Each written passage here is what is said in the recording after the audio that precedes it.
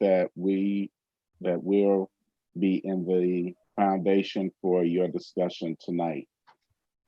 What I heard expressed from your school administrators and staff on July 8th was a need for mental health professionals, community connections, and support staff in challenging moments with students. I heard that staff are able to cope without the police when he or she is off site. I believe that a cop is not in any regard the best trained professional for these needs described above, and I believe that other positions should be considered to fill those needs. I also believe that while it takes time to develop new positions and fund them, it is not necessary for a police officer to be at school in order to staff to handle issues among students. It seems to me that greater training for staff on what is or is not a police level matter would also be helpful, as I was disturbed by the eagerness with which situations are deemed to require state level discipline, especially in a year where at least part of the school will be held 100% virtual. I cannot understand any justification for continuing with the status quo and renewing these expense and I believe unnecessary contracts. I hope you will take the challenging situation COVID-19 presents and see the silver lining, opportunity to take this quarter or semester to determine what is an appropriate reassessment of and or replacement for the SRO program is. In my opinion, the police officers have no role in places of education and growth. As I said on July 8th, young people and people of color across the country have demonstrated the distrust and harm perpetuated by the current police institution. It is not your responsibility to fix policing or to hire good cops. It is your responsibility to truly listen and acknowledge that your experience with the police may not be everyone. No student should walk into the school prepared to learn, instead feel watched, threatened, or on edge. Please see the resources I shared in my last public comment for more scientific data on this. I also greatly appreciated the commentary and resources Principal Wright shared on July 8th and hope that you have read and considered those as well. As a Monona Grove alum who felt valued, cherished, and supported during my time in the schools, I hope that you will take action to ensure every student feels the same. I hope you will end Monona Grove's contract with the police. Thank you, Amelia Spike. Thank you so much. Would anyone take another one? I can take, I'll take one. Oh, okay. I can take Sam Taylor. Okay. All right, Sam Taylor, 1009 East Johnson, number 3, Madison, Wisconsin, 53716. Good evening, my name is Sam Taylor, and I am a proud alum of Monona Grove, class of 2015. Over the past several months, we have seen the years of activism and BIPOC and LGBTQI plus youth advocating for police-free schools finally met with the action from school boards across the country, including here in Madison with MMSD School Board, unanimously voting to end their contract with the police department and remove SROs from their schools. Although this step towards safer, more equitable schools is long overdue, it pushes the community in the right direction in protecting our most vulnerable youth. Now it is Monona Grove's turn to take the step. As a school, your duty is to enrich students' lives in ways that support growth, learning, and safety. For Black and Brown students, this environment of nurture and care cannot exist if police are in our schools. Police are a deterrent to the learning environment. The welfare of BIPOC students will always be in jeopardy if you continue to allow police to roam the halls and maintain disciplinary authority over your students. In reviewing the board's previous discussions regarding SROs, I fear that the discussion largely revolved around the work and employment of the officers in your schools and not about the well-being of your students. We cannot allow discussion over maintaining our relationships with good cops interfere with the safety of generations of students to come. I task you all to reassess how we imagine school safety, to reevaluate how we can best provide the support all of our students need and deserve, and to remove police and SROs from your vision altogether to open the door to a new era of safer, more equitable, and more nurturing schools. Thank you, Sam Taylor. Okay, thank you. Andrew, I can read Paula's Okay, thank you. one. This is Paula Severson or Severson. I hope I pronounced that correctly. Hello, school board members. I'm emailing you today to express the concerns of many parents in the Monona Grove School District.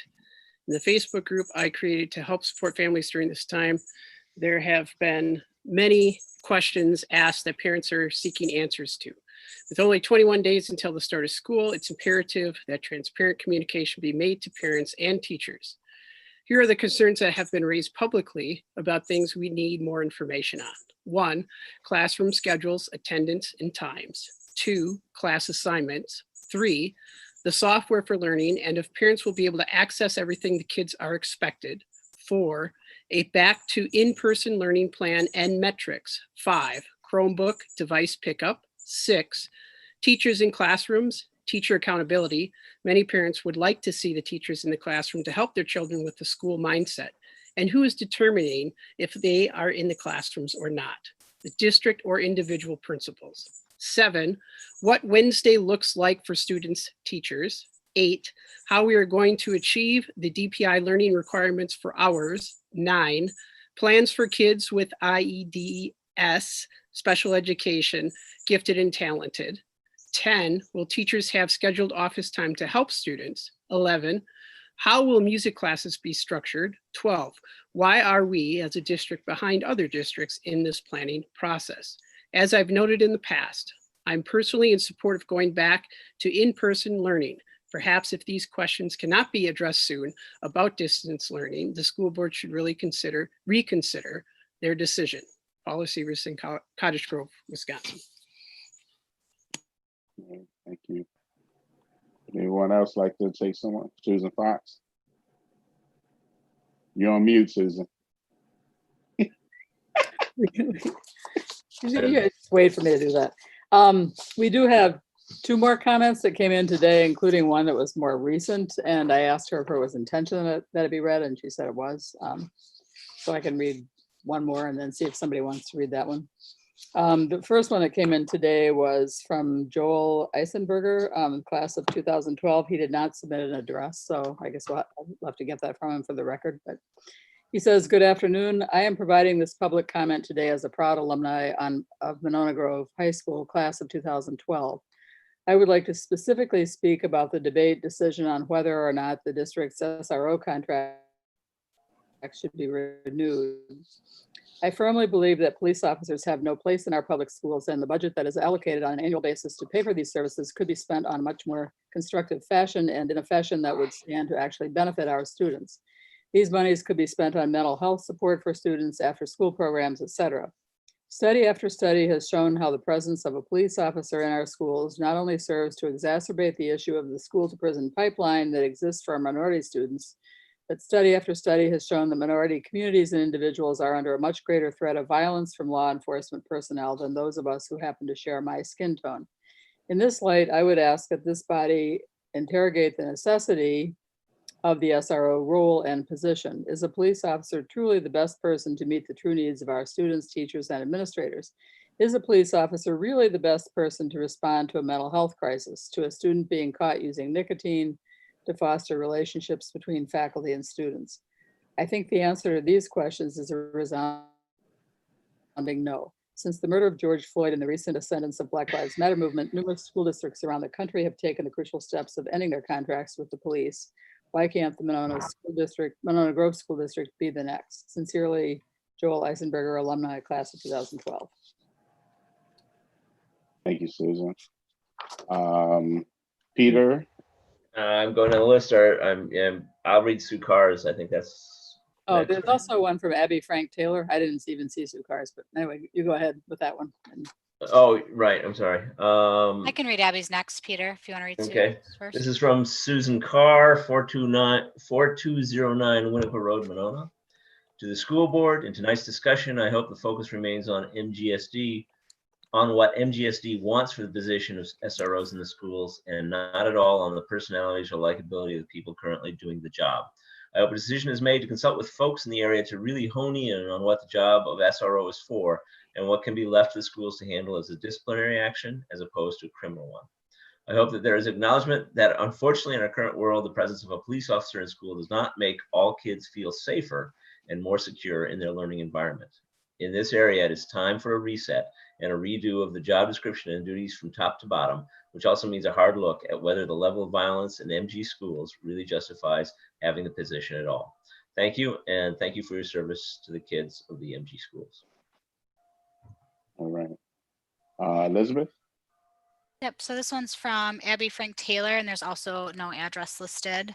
Hello, my name is Abby Frank Taylor, and I'm a proud alum of the Monona Grove School District, class of 2012. I'm writing today to urge you, members of the school board, to cut ties with the Monona PD and Cottage Grove PD and end the presence of SROs in our schools. This is an important step in uprooting racist systems we have been complicit in perpetuating. This is critical for building a school district that supports the successes of all students who attend. We have to think about what messages we are sending to students by having police officers roaming the halls. They are there because the district assumes there is a safety concern. There is an unspoken assumption that students can be dangerous. Is that what we want our students to feel in spaces of education? We have seen very clearly that police do not make everyone safe. In fact, the presence of police officers in any situation often leads to escalation instead of resolution. We have heard loud and clear that BIPOC students have been disproportionately punished by SROs, and in some cases, we've seen SROs being violent towards children in the name of order and control. Schools should be safe places to make mistakes without fear of legal repercussions. Children should not be treated as criminals before they even enter adulthood, and setting specifically BIPOC students up for criminalization with the presence of officers is a failure of the school district, not of the students. We have to ask ourselves why we continue to prioritize centering punishment when we could instead be fostering transformative spaces where students feel safe to build their voice, their vision, and their character. This is the core mission that each of you as school board members believe in. It is, I assume, why you wanted to serve on the school board in the first place. Public schools can be leaders in imagining and building stronger communities, and frankly, it is a failure of imagination to resort to punishment and systems as usual instead of investing in resources to support students in their growth. I know that many of you have concerns about what eliminating SROs mean for the district. I know that there also have been many conversations about, quote, quality of character, unquote, we see in the current SROs. But that is not the issue at hand, and it is an institution that fosters learning. You have an opportunity to lead by example, that it is okay to change your mind when presented with new information. The issue is systemic. The issue is that not all of our MG students feel safe when an officer is present in the place where they are supposed to learn. The issue is that we are setting some of our students up for a life filled with roadblocks due to citations and punishment they faced as children. And there is plenty of information out there telling us it is time to change our systems and change our minds. I am listening to young BIPOC and LGBTQ+ activists who have been working for decades to remove police from our schools. It is their work that has gotten us to even have these conversations, and now it is your turn to show you are listening. Thank you for your time and consideration. Abby Frank Taylor. Thank you, Elizabeth. All right, I will go and read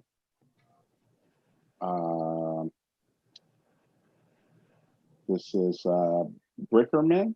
Let me pull this up here.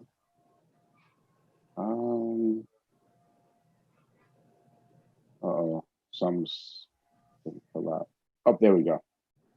Okay, this is from Maggie and David Brickerman, 442 Oak Court in Monona.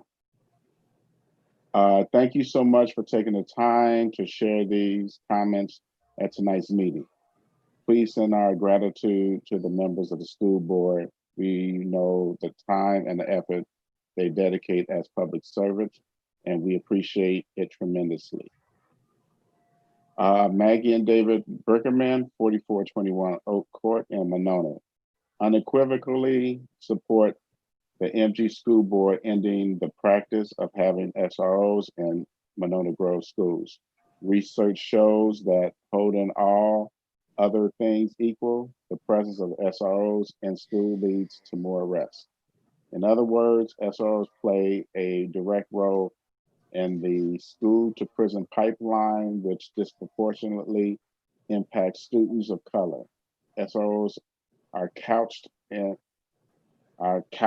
terms of safety, but the question is safety for whom?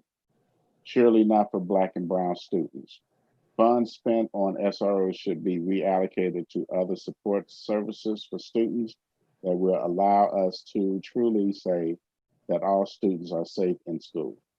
We urge the MGSB to center the voices of students and families of color in determining how those funds could best be reallocated. Thank you for your attention to this critical matter and for your public service as members of the school board. Right. And then we have one more. No, we have two more. We have two more? Groupie. Yep. Yep. Joel? And Joel, Susan read Joel's already. Yeah. Oh, I'm sorry. Okay. So it's just Molly. Okay. Okay. I can go ahead and read that too. Okay. Because she said it so well, I'm going to reiterate below the comments SROs that my friend Maggie Berkerman submitted for the public comment earlier today. Also, following her lead, I'd like to thank you and the board for taking the time to compile, share, and consider these comments to tonight's meeting. As an elected official and a public special educator, I am well aware of the significant expenditure of time and energy that comes in tandem with public service and leadership. I extend my gratitude to all. Molly Group, 4910 Shore Acres Road, Monona, unequivocally supports the MG School Board ending the practice of hosting SROs in the Monona Grove schools. Research shows that holding all other things equal, the presence of the SROs in schools leads to more arrests. In other words, SROs play a direct role in the school to prison pipeline, which disproportionately impacts students of color. SROs are coached in terms of safety, but the question is safety for whom? Surely no, not for Black and Brown students. Funds spent on SROs should be reallocated to alternative support services for students that will allow our community to say that all students truly are safe in school. I urge the MGSD board and to center the voices of students and families of color in determining how those funds could best be reallocated. Thank you for your attention to this critical matter and for your public service as members of the school board. All right, I'd like to thank everyone for those public appearance comments. Moving to consent agenda. Can I have a motion? I'd move the consent agenda as presented. I would actually like to move number 5 and 6 because I have a lot of questions about those two. So can I make a motion to approve consent agenda 1 through 4? Yes, I'll second that. All in favor, starting with Susan Manning, Aye. Elizabeth Cook, Aye. Eric Hartz, Aye. Lorraine Gage, Aye. Peter Sobel, Aye. Susan Fox, Aye. Andrew McKinney, aye. 1 through 4 has been approved and passed. Let's discuss 5 and 6. So my question, Dan, for both 5 and 6 is why are we using consulting? And I guess 5 is a little different because I don't really see a cost on there unless I'm missing it. But I'm wondering why that would not be MG staff that we'd be hiring or staff that we may already have that could do some of those duties. Sure. So the Building Bridges program is one that the board approved a year ago, and that's a partnership with Dane County, where there actually are two full-time staff members. It's basically a matching program. So Dane County pays for one, and then we are responsible for the second. So that's a little different than I understand that. I think I remember that. And then what about the Link Consulting? Sure. Service? Yep. So that's in lieu of hiring a vision teacher. So we have a small number of students, and it gives us a little bit of flexibility as those needs change every year. So basically, we pay for what we need versus trying to first of all find a part-time vision teacher and then having to adjust contract percentages each year. So am I understanding correctly that the reason it's a benefit to hire a consulting service for this is that it would be more difficult to hire a part-time teacher and we don't have enough work for a full-time teacher? I think that's accurate. And Krista's with us, and correct me if I'm wrong, but I think that's accurate. Yeah, that's accurate. We do not have a need for a full-time vision teacher, and there also that's a very hard to find and hard to fill position. So this has actually been our third year, I believe, using low incidence consulting, and we contract for the services that we need. Vision and orientation and mobility, another service that a very small number of our students need and access. So even though it's a small number of students, I guess it's not with benefits, not the salary of what a full-time person would be. It's quite lower. Has that been that number stayed consistent over the years with that lower number of students, that we're not seeing a higher increase in that category? Specifically for vision is what you're saying this is. Yeah, for. right now it has actually gone down quite a bit. We used to have more of a full caseload for vision. In the past, we actually had a vision teacher on staff, but with some changes in student graduations and again, our need has decreased in the past several years. It could increase at any time, but for now that's served us well to be able to, and we've had a consistent staff member, if that's relevant too. So we've had really good success with working with links. Okay, thank you. That answers my questions. The other point, I think, if I make, Eric, is that the demand changes every year. So it's hard. So it's part-time, and we'd be constantly adjusting if we had a part-time teacher, them up and down. Yeah, I'm okay. I just wanted a little clarification. Yeah. So I'd move approval of the consent Well, we agenda. have I have a question question. about building bridges. Just while we have it open for discussion, Krista, do you have a sense of what services it's going to look like with building bridges, considering the current context? Yeah, they've been really transparent with us. It is a virtual start to the year for them as well, although they are committed to continuing to work with districts and will work with us as you know, it's all Dane County districts. So everyone's a little bit different place. So they will start virtually, but that team, the leadership team, has been really engaged with us too. They sort of know what we're looking for, what every district is doing, and we're hopeful they will evolve with us as we bring students back in person. Do you have a sense of like family comfort level there yet, or not yet, because you're too early in the beginning of the year? I mean, they had an experience last spring. I think they learned a lot about when we do our next selection, our next nominations for the fall. I think we have a pretty good idea of how to make those selections and what supports will be in place. And we really use, a valuable service for that. They're really connected with who now has openings and teletherapy up and going and accessible. And so, yeah, we're going to lean on them pretty heavily to help us with resources for families with their group of 12 that they'll be serving, and then just broadly for our district team as well. Yeah, thank you for that. And then just last question, just because like I said, we have it open for discussion. So I just want to know, is anything changing in terms of identification process because of our kind of shift to virtual right now?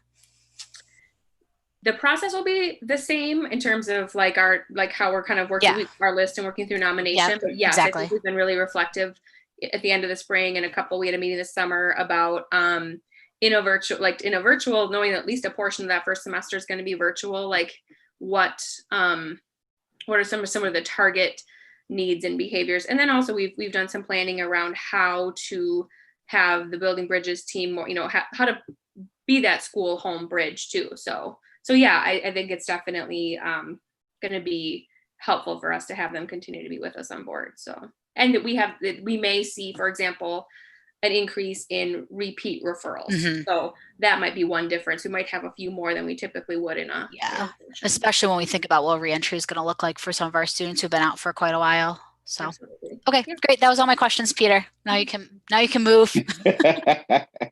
I make a motion for approval of consent agenda items 5 and 6 as presented. I'll second. All right.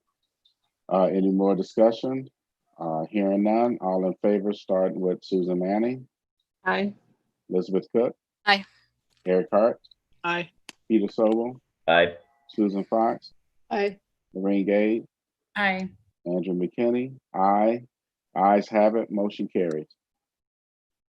Moving down to recognition information. Is there any? Okay, so normally we really try to take an opportunity to recognize, first of all, student achievements, and then, secondly, staff, and obviously in the summer, there's always a little bit less with that, and even more so now in our current environment. So tonight, I'd like to take the opportunity to recognize a group that I don't think we recognize often enough, and that's our administrative team.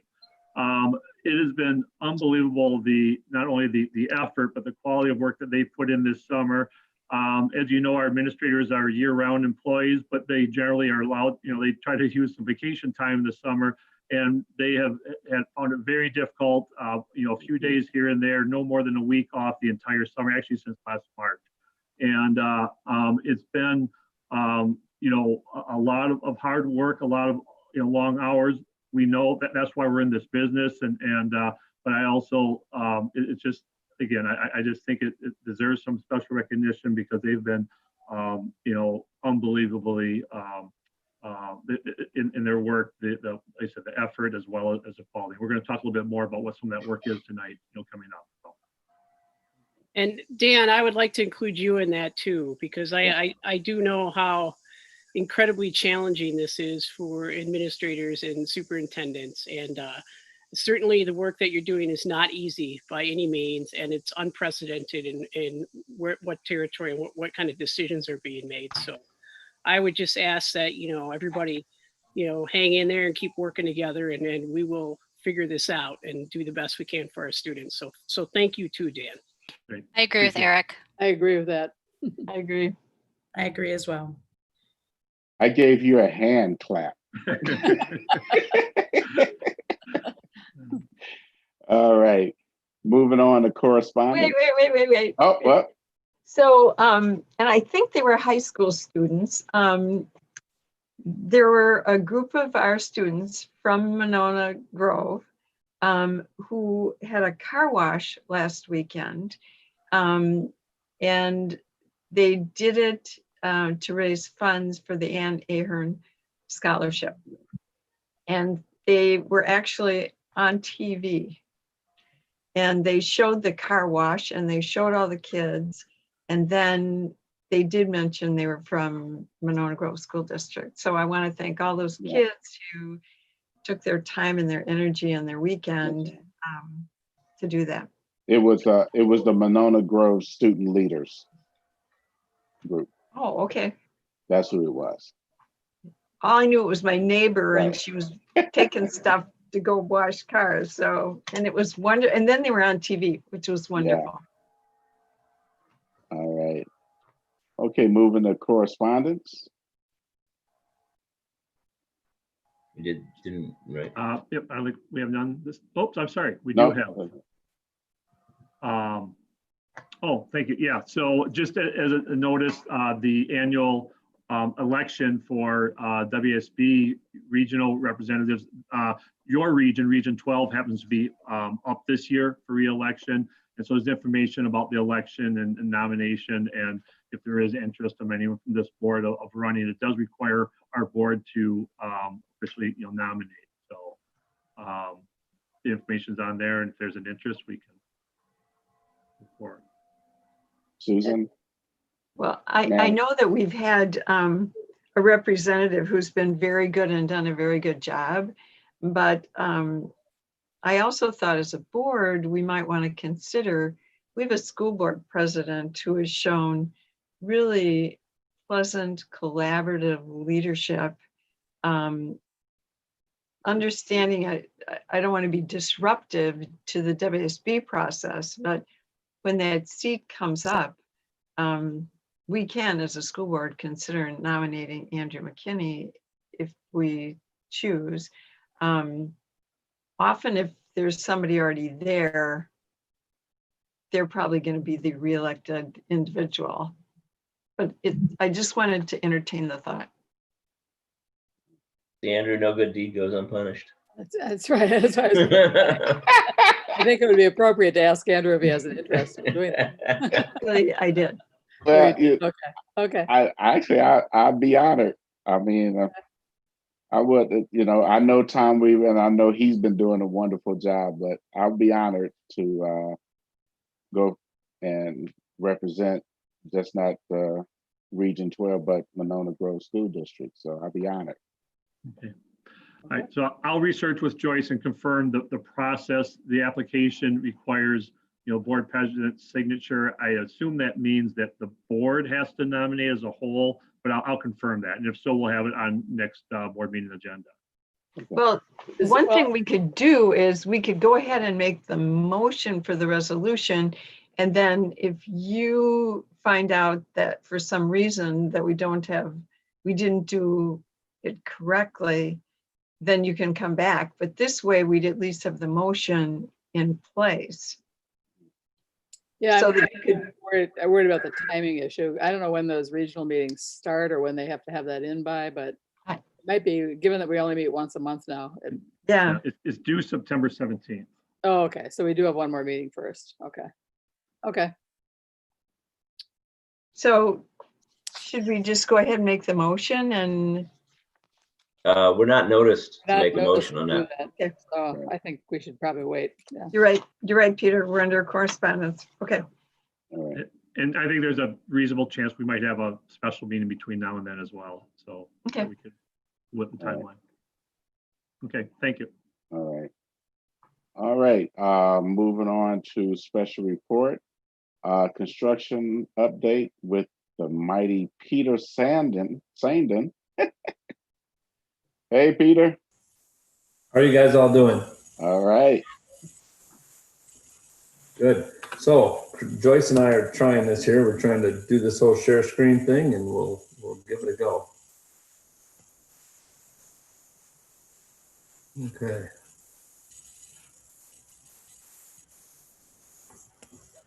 How's that? Can we see it? Oh, yeah, there we go. Okay. Well, for those of you that don't know me or haven't met me before or been in one of these meetings where I've presented, my name is Peter Sandin. I'm a project manager with Findor Construction here in Madison. And we've been working with the school district now for almost a couple of years since before the referendum on this. And I want to give you a little update on what's going on with construction. We have work going on in 3 different schools. And so it's really exciting. And I want to share what's going on so far. So I want to start with the new school and talk about what's going on with the new school that we're building out on Bus Road in Cottage Grove. And then I want to spend some time talking about the cool things and exciting things we're doing at WINNEQUAH this summer. There's a lot going on at WINNEQUAH this summer. And then finish with a little bit we're doing at GDS, GLACIal DRUMLIN. So for the new school, as a refresher, reminder, my name is Peter Sandin. I'm the project manager and the main point of contact. Larry Baker, and I'm going to try this here. I did this last time. Larry Baker is our superintendent, site superintendent for the project. And Brian Hebel is also a project superintendent on this project. He'll be working more in September on this one right now. He's in WINNEQUAH working full time. Graham Schrader-Gasser is a project engineer from Findorf on our team. And Aaron Strady is our safety supervisor. And we also, no picture here yet, but I've got a little thing at the end for you to share with you. We just hired a Monona Grove High School student as a youth apprentice who's now on the team. So we're really excited about that. We'll save that secret for the end of the presentation. And then the design team, which is EUA out of Milwaukee, is Bob Weigert and Gary Woodward are the 2 individuals from their team that are on this project. So as a reminder, this is a graphic you've seen before for a while now. What you're seeing here is when we started in the fall with design and then some design construction, some bidding and planning. And then construction started this spring in April. So this little red triangle, this is where we're at. We're near the end of summer. I'm happy to report that schedule-wise, we're right on track. So right now we're looking to see the structure complete in 2020. Structure is concrete masonry units, which are big cement blocks, all the concrete, the steel, and even some of the studs. So a lot of the structure, almost all of it will be complete by the end of October. And then we're moving on to some other things, which we'll talk about in just a minute. But right now, I'm happy to report we're right on schedule and things are going really well out here at the new school. Now, I've got an exciting thing for you here. We have a drone. This is the property. Hopefully this is working well for you guys. This is looking south. So we're going to just take a moment here and we're coming south. This is all the district property from this tree line over here, which to this road bus here. And this is Cottage Grove at the end. Glacial Drumlin's on the left. What you're seeing here is the building going up. This was taken last Wednesday, I believe it was. So even a lot of work has happened since then. On this side where you see my mouse, this is the entrance, the first entrance, and you can either, the bus will go all the way around and drop off kids in this parking lot, and then they'll go back out. And the parent drop-off area is right here in the middle. That's where our construction trailer is. The school is divided into 3 main areas, as we would say it on a construction plan, is area B on the right side. So if you imagine this is sort of like a big T. On the right side or east side is area B. On the left side is area A. And in the south portion is area C. That's the admin. So the grade wings are in both A and B, and the admin's in area C. And also at the, and see, I'm going to pause it here. You see this big square rectangle here that's got gravel in it. That's where the gym's going to go. And we don't pour the concrete in there just yet. That'll happen after the gym walls go up. All the site work that you see on site, and the property line for the school is here. The district owns to the tree line, but all the property you see for the school, all the grading, as we call it, which is just how the earth is laid out, is pretty much where it should be. The bioretention basins and ponds are both in place. And so most of the site work is done, and now we're starting to pour some asphalt, some blacktop around here, and get ready for next year, even with some of the landscaping we're going to put up this year. So it's just a quick overview of the whole building. And now I want to take you down the north path. So this is what we're calling gate number 2. It's the northern gate. As just a quick refresher here, this is the school. The buses will come out this way. On the right side of this is the geo field. They're drilling the wells. All the wells have been drilled, and this morning this afternoon, they actually set the vault for the geo field. And that's where we're going to have where we have 90 tubes going 400 feet down into the ground. And that's where we're going to cycle the water so that we can use some of the earth's power to heat and cool our water. So really excited about that. This is the north parking lot where in the future, a lot of the staff will park. You can see Glacial Drumlin in the background. And what's really exciting in this video, you see some concrete sidewalk, which is going to connect to the bike path. You see the concrete curbs here, which are getting ready for the asphalt next to it. And you're starting to see the connection to GDS. Hamburg, our excavator and earthwork contractor, has started doing the digging. In fact, in this video, they're digging it live. So you can see where it's going to come into Glacial Drumlin, which was a big task in the making, and we're moving right along, and things are going really well. And this is just the final view if you're really tall, standing at Glacial Drumlin looking back at the new school, and just where the connection is and how the roads connect, which was an important discussion early on, that people that would go between schools could stay on the interior road here, the school district road, and not have to go out onto the main roads. Here's another picture showing the connection. I think the video is actually a little bit farther ahead than this, but it just gives you an aerial view. This is the north lot. This is the baseball fields at Glacial Drumlin and the barn. The school district's property right now is just about at this fence line. There's still a farmer farming this, but just about at this fence line with this beautiful oak tree. And so things are going really, really well at the elementary school. So what's next? What's next for the elementary school? Well, coming up, I want to give you just a taste of what might be happening in each month. So in October, we're going to have roofing start, which is the rubber roofing and interior walls. You'll start to see shapes of classrooms. In November, glass will start on the outside of the building, and brick will start. So it'll start to take shape of what the building looks like and the aesthetics. And you can already see it from the highway, but you'll start to see some more of the aesthetics there. In December, inside the building, you start to see some painting. You start to paint some walls and do finishes. Finishes are things like ceilings and casework and panels and decorative items in the building. In February, elevator will start to be installed. And in April of next year, the gym flooring, and we'll start commissioning with the goal of turning this building over to the district in July of next year, so that they have a good month and a half to move everything in and move and get teachers ready and all that for hopefully in school learning. So I'm trying something new here. I want to show you guys a little video that shows I showed you the drone video. Now this is a 3-dimensional model. Now typically when you see a 3-dimensional model, you just see the model. We're going to get to see the model built with time.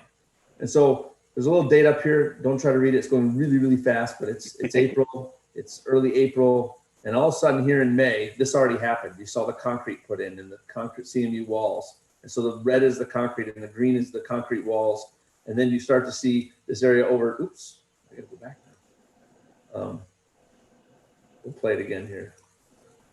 When it's a big spot, that's where they pour a concrete slab and a concrete slab over here. We've done that already. And then in area C, this concrete slab was poured. And the steel you start to see going up. Green means it's happening and then red means it's completed. And so this is happening really fast. The schedule now is showing September of this year. You're starting to see the brick up, just like I mentioned in October. You see the gym box being made and the structure. I know I'm talking fast, but it's moving fast. You see the metal panels going up and the brick and the sign on the school. And so it's just a really cool picture of showing what's happening as we go over the course of the next, oh wow, we're at 11 months now into July. So just another reminder, things are going well in the schedule and we're excited for the progress. For the renovations this summer, like I said, we're working in Winnequa and we're working in Glacial Drumlin. Winnequa was it was over an $8 million renovation for Winnequa, and we divided into 2 summers. And quite honestly, this summer we bit off the biggest part of the cookie, as it were. It's over probably $6 million just this summer that we're doing. And this summer we're replacing all the HVAC systems. We're replacing all, I'd say 80% of the windows in the areas that we can. All the light fixtures are getting replaced in 80% of the building, 90% of the building. And then we have renovations to the library, to the music room, to the art room, to the science room, and a couple classrooms. So overall, and a lot of the plumbing piping is getting redone as well. So it's really going to be a lot of new stuff going on, and I'll show you that. So the project team out there, once again, I already introduced you to myself and Brian Hebel and Bob Weigert. McLean Tram is another architect with EUA who's been kind of our point person over there for the renovations. And then Brad Pastica is a project engineer over there. Him and Brian are really heavy and handed in getting this done out there in Winnequa. The renovation project schedule, I'm showing you the whole thing. This is a reminder. We're here almost at the end of this summer here. Winnequa phase 1 is happening this summer. Everything I described was phase 1. Phase 2 is going to be the new entryway and the new office area and complex, the teacher's lounge and all that. So this summer, really focused on the windows, the HVAC, the plumbing, and the ceilings and light fixtures. So entire light fixture upgrade in the building, which is really awesome. Glacial Drumlin was we'll get to that in a minute, about $1.5 million, and that all happened this summer. It will not happen next summer. And then Cottage Grove, Taylor Prairie, high school, and the athletic portion right now are scheduled for the summer of 2021. So here's some pictures of Winnequa, what it looked like last week. I got to tell you though, we're looking to be done at the end of next week. And so even this picture is old. I can't get a new enough picture. It changes every day how much we're getting done, but you're seeing the new flooring going in. This is one of the new classrooms where we added a door with a barn door that slides open and closed to create some flexibility and collaboration. If you recall, that's what we did at MG21. You're going to see that in the new school. There's some of those in Cottage Grove. It's part of the district's move on collaboration in some of their spaces. So you see some new casework going in. You still get to see some of that old brick as a feature. New ceilings, new light fixtures, all brand new ductwork and piping up in the ceilings, and new windows. So this is one of the classrooms. This is a view from the inside of the library. Just today, they were almost finishing putting in all the carpet flooring. So even this picture, once again, just a couple of days is old. So they got all the carpeting in. They're starting to drop ceiling tile, which is the white squares that go in the ceiling, and put in the fixtures in the library. A couple neat facts about the library is that there's these bookcases. Well, they're sort of bookcases, but they're also seating areas. And EUA designed this really cool system that when a student would sit on here, there's little hidden lights up here, and it triggers the light, and the light will turn on. So you can sit in that little nook or cubby here and over here, and you can read in the nook. And it's just another way, another area for kids to learn and read. So this is in the makerspace room that's off of the library, and you can see all the casework is in, Cool fact about this casework, they used whiteboard as the front of the cabinet. So in your house, you might have wood or laminate or something, you use whiteboard laminate. And so you can write right on this casework, and it's almost like having a whiteboard right in your room, a lot of whiteboards. So this is the makerspace room. And this is the outside of the building. This is in the parking lot on the lower level. The pool in this picture is to your right. So I'm backed up to the baseball fields. And you can see all the new windows that are going in. And they still have to do some caulking and some trimming and some finishing of these. But 90% of the windows that are going in this summer are in, and they're almost done with that scope. So things are looking really good at WINNEQUAH. Glacial Drumlin was an addition. We added roughly 4,000 square feet in between the existing cafeteria and a classroom that was right here. And it was a structural addition and new roof, and what it was doing was adding to the cafeteria. And so from the outside, you can see the new windows in place. This new door is already in, and we are on the inside currently putting in terrazzo flooring to match the existing terrazzo. The concrete has been laid to match what's there, and all the brick on the outside is there to match as well. This is what it looks like from the inside. You can really get a feel. I couldn't fly a drone inside, I apologize, but you can get a feel for the inside of the building. And so this is only about 2/3 of the addition. This is additional seating area. And then over here, which you can't really see, but on the left is an additional servery, which is going to add 2 more lines to the servery, which was already congested at only 2 lines. So there'll be 4 lines to the servery, still bringing in some great natural light in this space. Like I said, they're doing the terrazzo flooring right now, and that should be done middle of next week. And we hope to turn this over to the district the week of the 24th, right there on Monday, for people to come into this space. On the right is just the same pictures from a different angle, but you can start to see the light fixtures that they're getting ready to put in, which will match the light fixtures in the existing space. This is inside that area, standing here looking up at the high area, so you get more glass, more natural light in, but just gives you a feeling for, and another entrance into the servery. So overall, the projects, we talked a little bit about where everything was. Right now, this new school should be finished in the middle to end of next summer. I think we said middle of July. We have all the renovations are happening over 2 summers, WINNEQUAH and GDS, Glacial Drumlin this summer, and the rest of the schools next summer. And things are going really well for the schedule. I want to take a quick moment and talk about safety and even brush on COVID-19 just a little bit.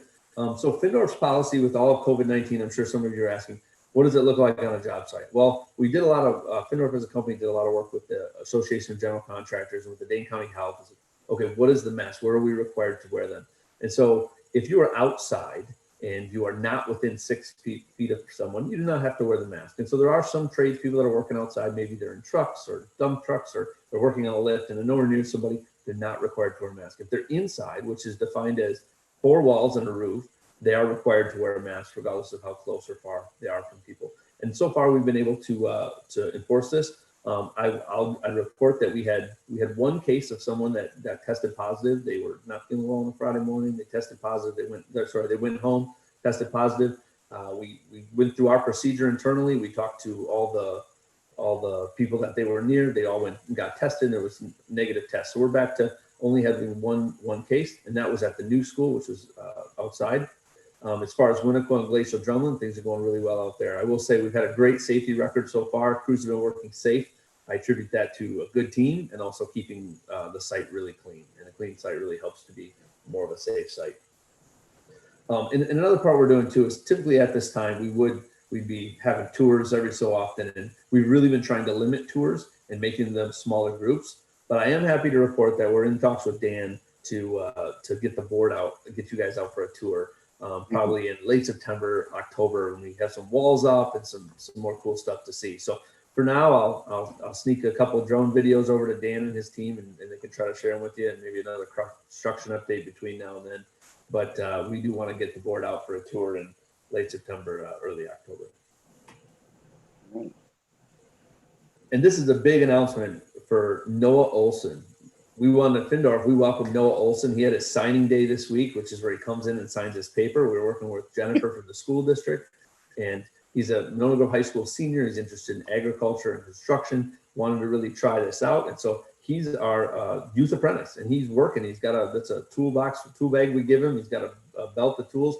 He's gonna be working at WINNEQUAH for the next 2 or 3 weeks, and then he'll be out at the new school helping out there. And it's a really great opportunity for him to learn the trades. He'll get to see 4 or 5 different trades, get some good work experience. And it's a great partnership we have with school districts all over Wisconsin where we do this. So we're excited to have Noah on board our team.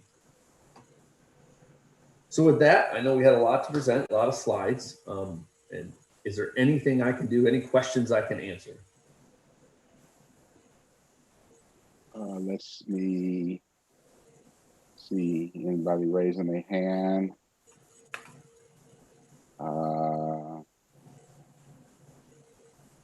Seeing no hands risen. That was a great presentation, Peter.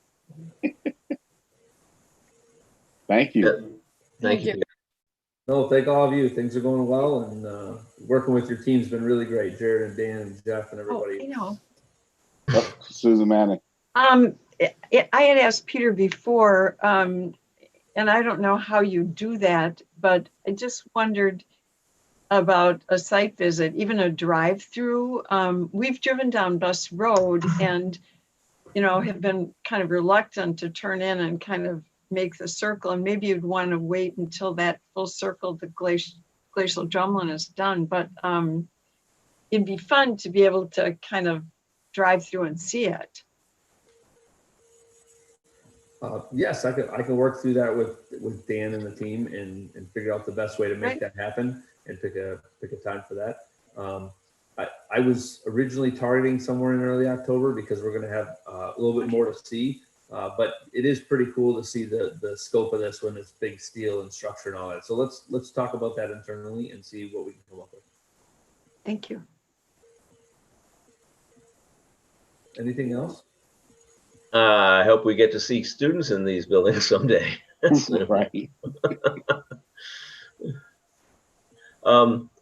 Actually, I do have a question. Does it make sense to move any of the construction scheduled for next summer up into empty buildings? There's probably, you don't have a good answer to that, but I'm just, is there anything that we could, you're here on site, anything we can get a jump on? So I'll give my answer and let Jared kind of trump me afterwards. But the original thought was we started to look at that initially, but with all the teachers wanting to come back and get into their classrooms. I know one thing, WINNEQUAH was a great example of when everything happened, everybody left and we went in and we started working. And so I know some of them have to get back in and get their stuff and maybe some of them want to teach in their classroom. So if the district wants us to, I think there's definitely some things we can take advantage of. But some of the drawbacks we would have to review is just some of the materials weren't supposed to be ordered until right before next summer. And sometimes we have to review manpower, subcontractors, make sure they'll still have the workers they need. So we can review that internally. Okay. Thank you. Glad you thought about it. Yeah, and the other thing that we did also talk about was obviously the goal is to bring back our students this school year if possible. So we didn't want to set ourselves up for a situation where, we have construction in the building, which prevents us from bringing back our students, even though, right now we've only went through Q1. But the goal would be to be back face to face with our students. And we just got to let the pandemic and COVID-19 sort of lead us through that. So that was part of the other reason that we chose to obviously hold off, is because we're unsure of what school might really look like in the coming months.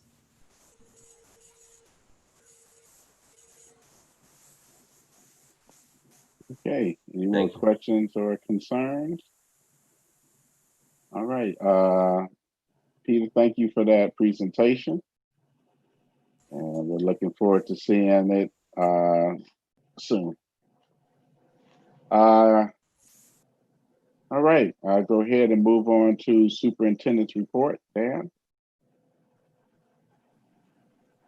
Okay, so I'd like to start by this is the first time we've been together as an entire board to have an opportunity to talk about where we're at with our planning for our student return. The last time we met was on July 27th, where we talked about where the board approved the plan to begin the year in virtual education with the idea that we'll reassess at the first quarter. So I'd like to first just share a little bit more about what is going on right now with public health and what are we allowed to do and what does it look like moving on in the future. And so, and I know the board has received, a fair amount of correspondence, from parents really concerned and wishing that we had an opportunity for more face-to-face instruction. And so again, I want to emphasize, and I know our board members understand this, that in Dane County, I would say the leadership with public health has been excellent. They are so committed to working with the school districts. I think I mentioned this before. Since March, we have 3 times a week, we meet with folks from public health. They have 2 regular briefings, and then their 3rd meetings with all the Dane County superintendents. And at every meeting, they have 2 representatives with us to talk through, learn what our needs are and what our challenges are, and then update us on their processes. And it's really been tremendously collaborative, and we really appreciate working with them. So as of today, I had a meeting this afternoon for 2 hours, again, with the folks from public health. They have been in the process these last weeks or month putting together metrics to determine what will decide whether schools reopen and or close completely. And so, the metrics are all the things that you read about, about rates and so on, and positive, result rates. There's all kinds of different factors that go into it. So Dane County and Madison Public Health has their metrics tentatively ready to go, but they are waiting for DHS, the state agency, who is doing the same thing to have their metrics statewide. And so we initially thought they were going to be released a week ago. Now they did have their draft ready to go, but the process is that because they're a state agency, the governor's office has to sign it off on them. So they submitted their metrics to the governor's office at the beginning of the week, got feedback to make some adjustments. So it's possible that they might finally have them by tomorrow or early next week. And then Dane County wants to make sure that they're aligned with the state, metrics, and then they'll release theirs. Now, the one major difference is for the statewide, they likely will come out as recommendations and guidelines for school districts statewide to follow, and different and county health departments. There is some question, again, because of the state Supreme Court ruling about whether DHS actually has the authority to close schools or open them, statewide. And so, I'm sure we'll learn more about that. But it is clear that public health in Madison-Dane County absolutely believe they have the statutory authority to make that decision, and they will. So if depending on what the metrics are and where we're at some point, they may very well fully close our schools if need be, or they may very well adjust and lessen the restrictions that we have in place, as well throughout the year. So they have promised to continue to work with us, adjust accordingly. So what that means is right now in our plan, of course, we talked about starting 100% virtual. We're going to talk a little bit about what are the first groups of students that we might be able to have some sort of face-to-face, what are the greatest needs. And we will learn before we start on September 1st whether that will even be allowed, or it's very possible based upon the rates right now, we may very well get a message next week that no, we're closed completely, no students on campus at all. So we'll wait and see what comes of that. So that's kind of the latest on the public health. So any questions on that part or comments? Okay, communication. So when the board met on the 27th, the next day on the 28th, I sent a letter out to all parents district-wide, informing them of the plan and what we knew at that point. And then since then, the parents have been getting weekly communication from the principals. So when I send something or we send something from the district level, of course, it's meant to have information that for all families that is important. And then as we get into more specifics about what does it mean for families, and their children, things can be a little bit different depending on the building level. And so Katie has done a tremendous job working with the principals to coordinate to make sure that the essential information that needs to get out is in each of their weekly letters, and then they can personalize as well to things specific to their grade level. So beginning that first week on July 29th and every Wednesday after, there's a message that is going out to all parents district-wide from the principals with an update. Here's what we know at this point. So we're continuing to progress. Again, of course, looking to have our plan in place when students return on September 1st. Again, I'm going to talk a little bit more about that, about what that looks like. And then the other thing that I guess that really is important, I'll emphasize now, I'll probably repeat it, is we expect this to be continually evolving. We're going to have the best plan possible for that first day when students return. We also understand that we're going to learn a lot as we go along, and we have to continually adjust and improve as we learn what is working, what is not. And so that's a commitment we actually have, so that all these documents are meant to be fluid documents and improve things as we go along. Okay, so that's kind of the big picture as far as, you know, the process communication. And then I do have a few slides. So you have an attachment of a document called MGSD Return to Learning Framework that just got posted today. And the reason that just got attached today is it had been in draft form for a while. On Tuesday of this week, we had an opportunity to share that plan with about 70 teachers. Some of you may recall that annually, every year in August, is when we have our school leadership teams, kind of a retreat, where we bring all the schools and teacher leaders together. In the past, it'd be in the same room here at the district office. It was done virtually this year. And that's our process to begin the school improvement plan, our district goals, you know, the PDSA process. This year, we took that opportunity to spend additional time talking about our returning plan and an opportunity to share with teachers, get their feedback.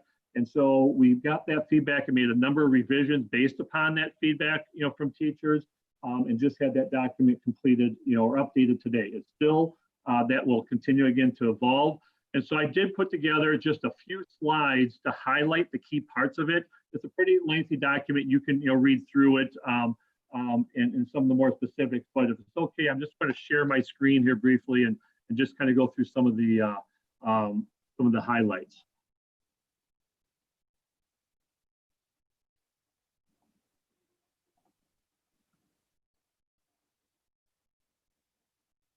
Okay. All right. So again, this is I'm going to talk very high level overview of the learning framework that we've been working on. We do have both Lisa and Krista joining us this evening as well. Need to give Lisa the credit. She's done most of the work on putting this together, and Krista, and then of course a lot of the collaboration from others. And so we'll be able to answer, instead of trying to go through in a lot of detail, I want to make sure that the time we spend are on the things you want to talk about, the questions that you have. And so I'll just go through this kind of briefly, and then we'll come back and open it up for your questions and discussion on any part of this that you have an interest on. Okay, so this first part about, okay, what are the kind of the key components of our first quarter virtual instruction, okay? And again, that was a decision we already know about. We believe at this point that is really our only option to be able to provide instruction safely. Second bullet point, okay, how are teachers going to deliver this virtual instruction? We think it's really important that we will have very clear expectations and guidance for our teachers, but as far as where they deliver that from, we really want to have teachers to have choice. The buildings will be available, they'll have access to their classrooms, but if they can deliver instruction or part-time or, you know, remotely, they're no different than any other employees. And as you know, right now in Dane County, County Executive Precy, you know, just this week, again, reminded us as employers, we really need to give flexibility. And if at all any of our employees can work remotely, we should encourage that. And so we are planning on giving teachers choice. Again, as long as we have clear expectations, they have a number of things in place as far as where they can best deliver that instruction. And then the third point, I already mentioned about the metrics from public health will be coming out. Hopefully they'll be positive that we can shift to get students in the buildings after the first quarter, whether it be a hybrid model or a full person in-person model. That of course, and again, it's worth emphasizing. We all know face-to-face instruction without question is what is the best mode of instruction.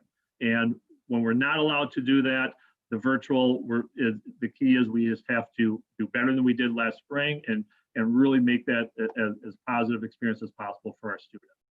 This is a chart you saw, you know, previously. This is a reminder again about our flow chart on the decision-making process about when we can return students to the building. Okay, this was shared with families yesterday in the letters from the principals. What is the week going to look like for our students? And so we're using the 4-1 schedule format where we will have learning all 5 days for students, Monday, Tuesday, Thursday, Friday. Okay, teacher facilitated learning, including both synchronous and asynchronous. Again, synchronous meaning live, feeds, instruction, and asynchronous, things that might be recorded or shared out electronically. And then on Wednesdays, when we have time for teacher co-planning and so on, there still will be morning meetings with between teachers and students. And as well, there'll be opportunities for independent learning on those days, but it also gives our chance for our teachers to continue planning. As I mentioned, and as you know, again, this is evolving work. Our teachers are working really hard at this and have been all summer, but we know we're going to continue to learn from one another. And that time to have together to continue to co-plan and learn and improve as we go along is really, really important. And it is fair to say as well, we have been in great collaboration with our other area school districts and the teachers and administrators we've collaborated with, and so this is a similar model to what many districts are doing. It's not the only model. We're not just copying what others are doing, but really working together and learning from one another, do what we think is best for our kids. Okay, so what are the student expectations? Okay, and what is reasonable as far as amount of time for our students to be able to work under this environment? Okay, and this is not all direct live like our Zoom meeting. Okay, we know that can't happen, that it's just straight through, that's too long to sit. What we're talking about is just total time of engagement, whether it be live synchronous instruction, whether it be individual work time, whether it be learning and reading things. In general, these are our guidance for 4K of 2 hours at the elementary level, about 5 hours a day, a little bit more at the middle school, and then about 6 hours at the high school. And this is very much in line with our normal schedule as far as kind of the progression about the time that we have with our students. Okay, this talks a little bit about, okay, what is appropriate for the live synchronous versus what's more appropriate when we're doing things that are asynchronous and not live. The one thing that we know is not all students are going to be available at the time when teachers are doing their synchronous instruction, okay, or their synchronous connections with the students. So we have to design it so a student is not at a disadvantage if they're not be able to connect at that exact time.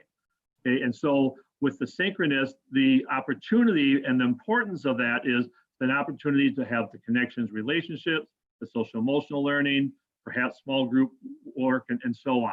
Where the more appropriate for the asynchronous is really the more the direct instruction, independent practice, and so on. And again, if you have questions about this, as I get through this, I'll wrap up. We definitely can get into more detail on that, but that's kind of the big picture about the two types of opportunities to connect with our students. Okay, and then as we kind of wrap up here, some of the other things really important about how we connect and balance our content with that. And we've talked about it's really important, connections first. That's the one thing that we miss so much in the face-to-face, and we have to work really hard and do a better job in our virtual environment of making connections with students. Our identity work, knowing each student. One of the things that you've heard from some of the parents who have contacted us is, I have this specific situation at home with here's my work schedule and my challenges with daycare and so on. And without question, every family has different circumstances about what their students are going to be able to do during those days. And that's the most important thing, is that we have to not only reach out to the parents that take the time to email us, every single family we have to connect with and find out what is your situation, how can we work with you, how can we adjust to meet what your situation is at home. And so developing those connections, and we'll see, we've already talked about that first week, that's the number one priority. Reaching out, connecting, learning what situation each family has so that we can adjust and figure things out.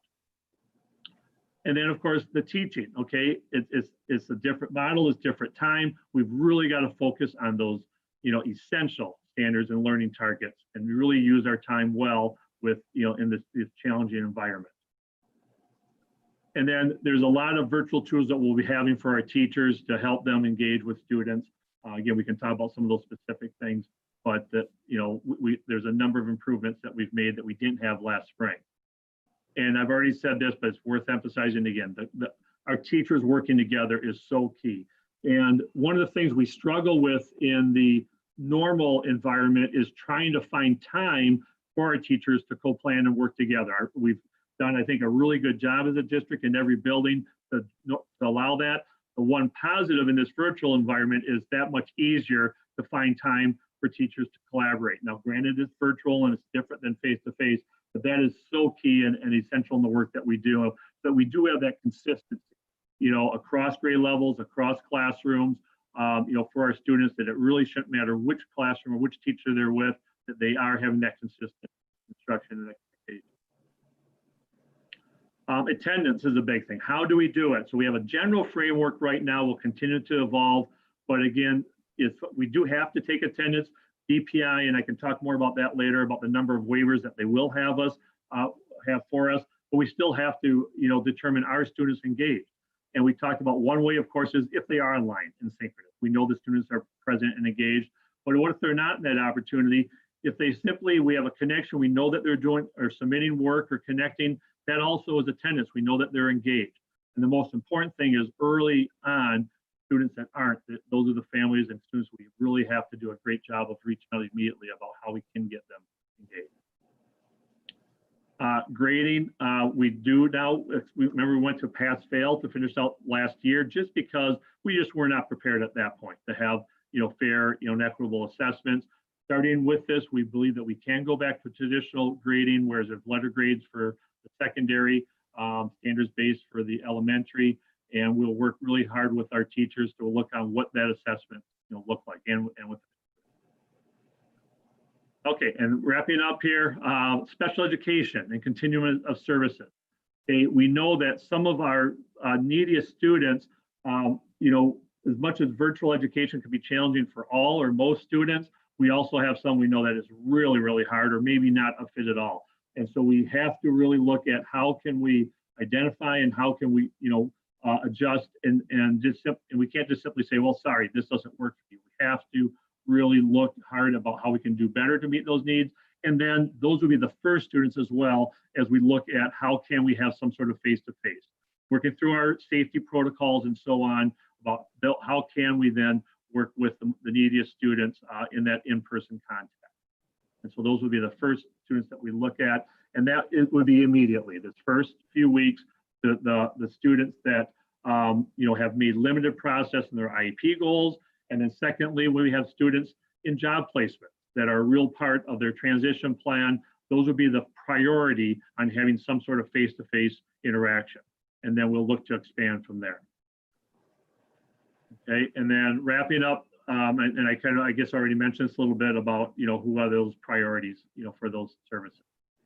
All right, I know I went through that really fast and it was a really high level, but that was intentional just because, you know, we could probably talk for hours and I know we're limited on time tonight. I just wanted to give a big picture and then focus on the things that you have questions on this evening, and then things that you'd like to come back in more detail, perhaps at a future meeting as well. So again, we've got Kristen and Lisa with us as well that can probably answer, you know, as well some very specific questions if I can. So, all yours. Susan Manning and then Eric Hart. Yeah, I just have two quick questions. One is that, you know, we've got a 17-page agenda and major topics that you want to talk about. And this to me is like the most important thing. And we really need to focus on it.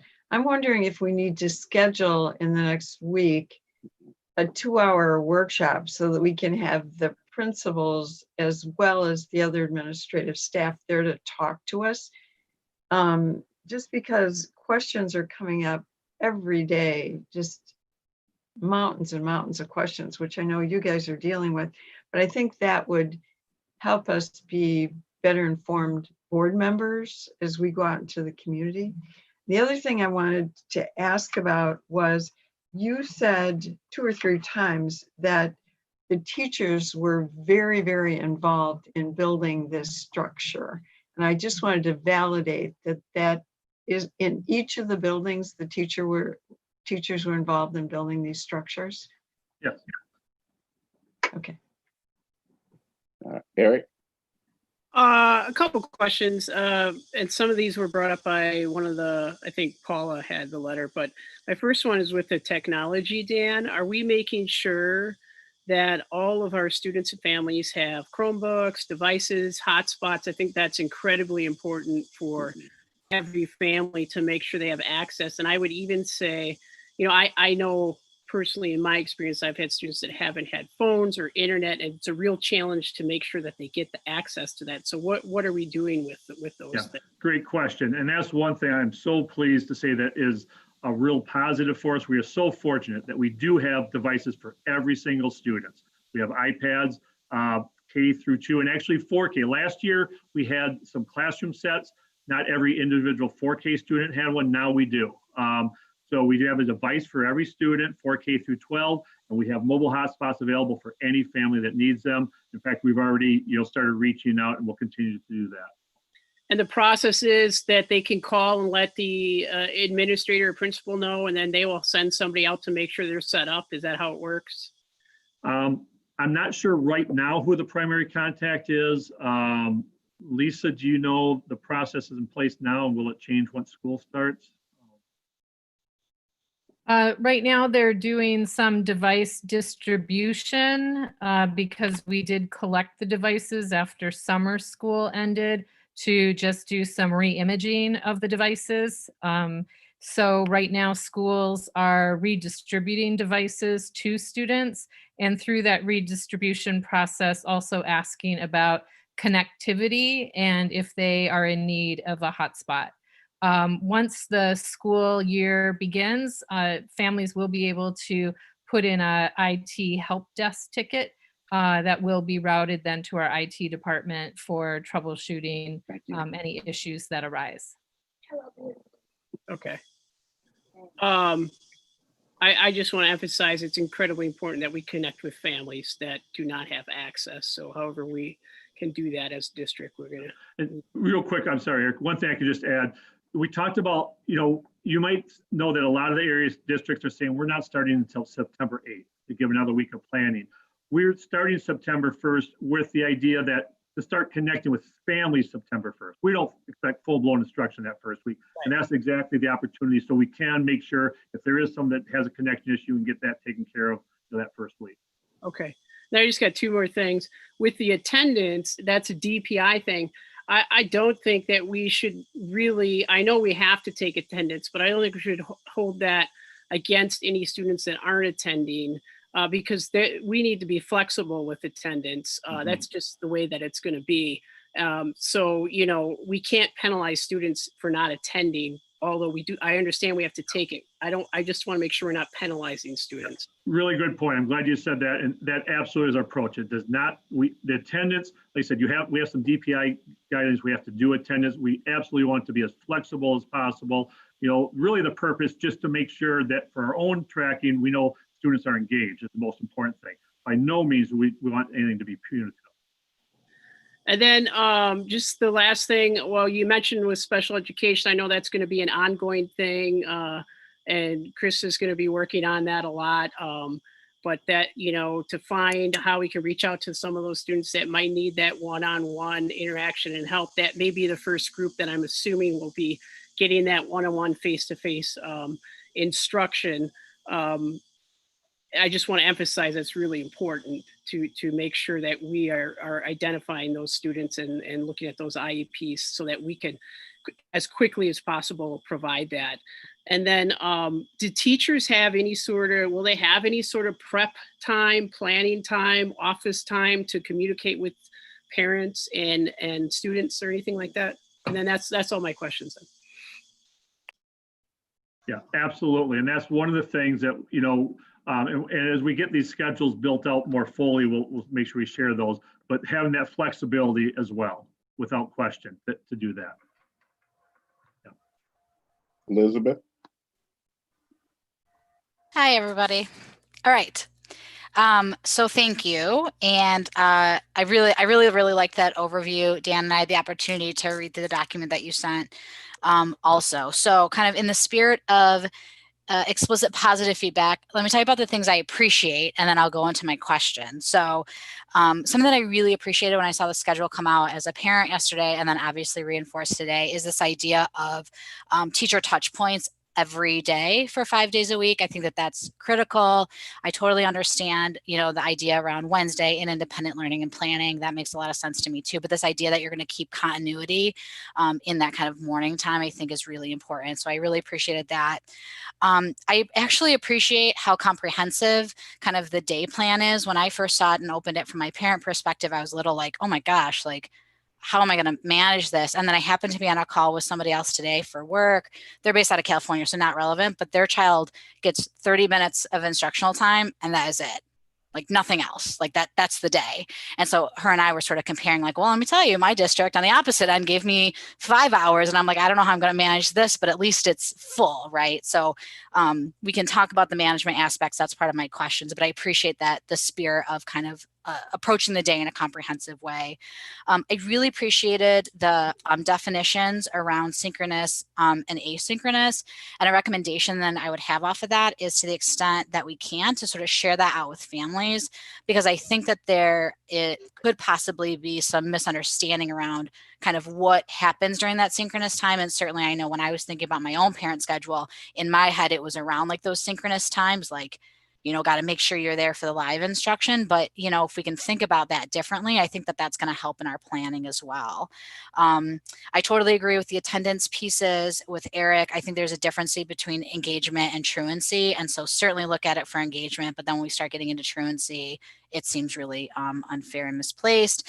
And I also appreciate the clarity on IEP services. So thank you for all of that today. So my questions. First is around DPI waivers, Dan, and instructional minutes and those kinds of things. So where are we at there in terms of DPI giving flexibility in the year? Yeah, we just received information this week from DPI. So I was on a call with Mike Thompson, so I have a pretty good idea on kind of the general things. I'll be honest, I have not gone through and read it all yet as far as the specifics, but it will be a pretty simple process for us to apply for waivers. And we'll make sure that we do for any of them that we need. Great. Second question, I'm curious about the recess aspect of it. So I actually really, that's the other thing I appreciate, this kind of explicit block around lunch, which is, we know is really important, this explicit block around recess. Any thoughts about like what that really means? Lisa, I'm gonna let you take that one. Certainly. So, I mean, one of the things we just wanted to make sure that we were emphasizing for students was that time to sort of unplug away from a device and move and just, you know, relax a little bit and decompress from the day, the learning that they're doing. And so, you know, although it won't be recess in the traditional sense where they're, you know, on a playground with friends, it certainly carries that same idea of it's time to get out and move, take care of yourself, engage in something other than the learning that they've just been doing for a few hours. So coupling that with lunch was a nice sort of hour-long break at that point. And, you know, for all of our learners, quite honestly, but especially some of our youngest learners, that can be a nice sort of respite from the day. We do have ongoing activities that some of our related arts, particularly our physical education teachers, have been sharing just about movement. Also, there will be some sharing of like some mindfulness activities and things like that that students might take advantage of. But we don't necessarily, if your question is like, are we planning like a structured recess that we're sharing out? It's not that. It's just really just reinforcing that sense with students to take a break and care for themselves. Yeah, to really like unplug, decompress. Yeah, I actually didn't have a specific idea in mind. I was just sort of curious what you all were thinking there. Yeah. Awesome. Thank you. All right.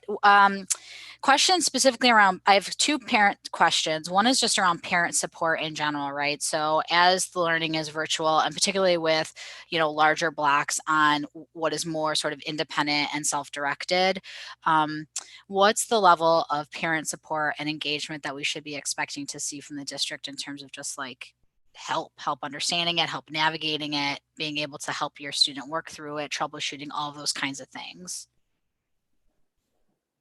Yeah. We'll go ahead. Lisa, I mean, So Anybody? I Go was ahead. just going to share that, I mean, some of the questions that we had last year really stemmed from just the multiple platforms students were in and out of, and trying to keep organizational track of everything. And again, because we had to pivot so quickly, we just weren't prepared to be as organized as we needed to be in sharing that information with families. And obviously, the younger your students are, the more they need their parents to sort of partner with them in that. And so we're very much looking forward to the enhanced Seesaw platform, and also using Canvas for the secondary system, just because we know that having those two platforms as sort of a home base for our families will just make the stress of just trying to know, like, well, where is that assignment? Where is that lesson? Where am I supposed to go to find your ELA assignment? And then where's the math assignment? That will all be organized in those home bases on Seesaw and Canvas. We are planning our tutorials not only for students, but also for families. And some of that may be shared out during maybe like the back to school, which will have to look a lot different than it did in previous years, but giving parents those resources. Some they can look at asynchronously if they have questions. We have staff who can follow up and try to talk through some of that with them. And then just in terms of like, once the instruction starts, if it's like an instructional question, our teachers will still continue to have some office hours, which will make them available for families. So you see the hours expected for a student day. And so we do expect our staff to be engaged with our students for the bulk of that time. Although, like, if they have a prep or students are with related arts during that time, that would be additional like time for planning or teachers to do some prep also. But then there are hours outside of that that is more flexible for staff to make contacts with families and answer their questions. Great, thanks. That's really helpful. All right, this is my last question, and it's around engagement. So both parent engagement and community engagement, and the combination of being really able to triangulate what we do as a district, family engagement and community engagement. So, you know, as you're aware, we've been getting a lot of correspondence about, and there's been a lot of discussion around sort of the community, you know, finding places and spaces for kids to be able to find, you know, kind of a safe place to be able to do their virtual learning, particularly for parents who are working or parents who are kind of, you know, deciding to pot together to support those pieces. And so I'm a little bit curious. I've seen some correspondence come from the principals, but just around like kind of what types of conversations have we had with our community folks that are kind of working through those things, sort of what level of parent engagement and community engagement, you know, should we be expecting moving forward around making sure that kind of everybody is working together towards the same common goal, which is a great school year for our students? Yeah, great question.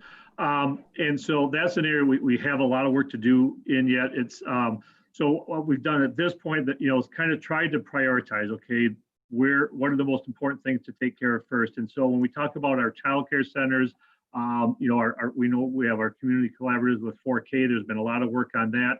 And then some initial dialogue. That will be the next step is reaching out and having further dialogues with the childcare centers as well.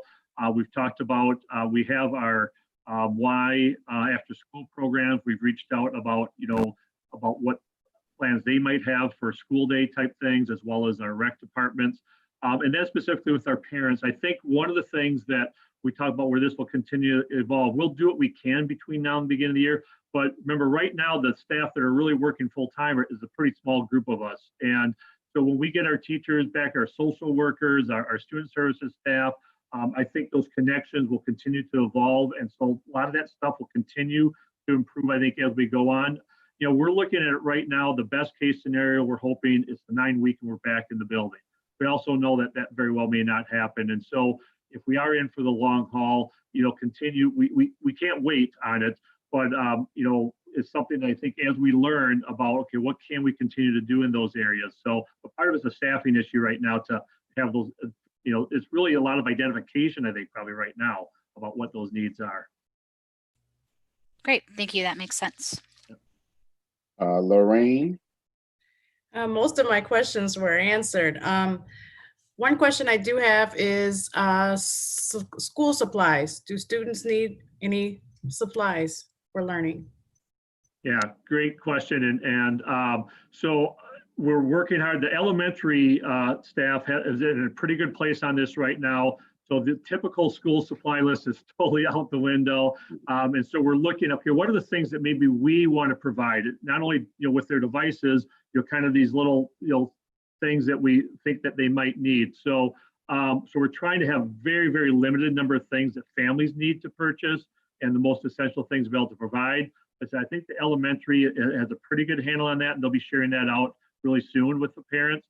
I think the middle and high school is a little bit different and so course dependent there.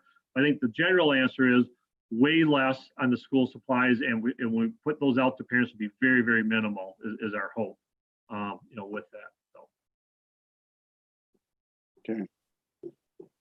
All right. Peter? No specific questions. I mean, thank you for providing us this level of detail. I know this is a work in progress, and you're very busy working on it. But I'm impressed by all the work that's gone into it.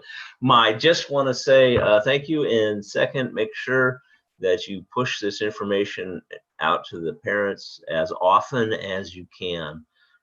People are up in the air and a little worried about what's going to happen, and the more we send them plans and show them what we're doing, the more comfortable everybody will be with it. So I encourage you to push this out as much as you can. Don't overlook that. Thank you. What Peter Eric? said, I'm wondering if, is it possible to have something on the website with some of this information so that it's always accessible when it's changing so often?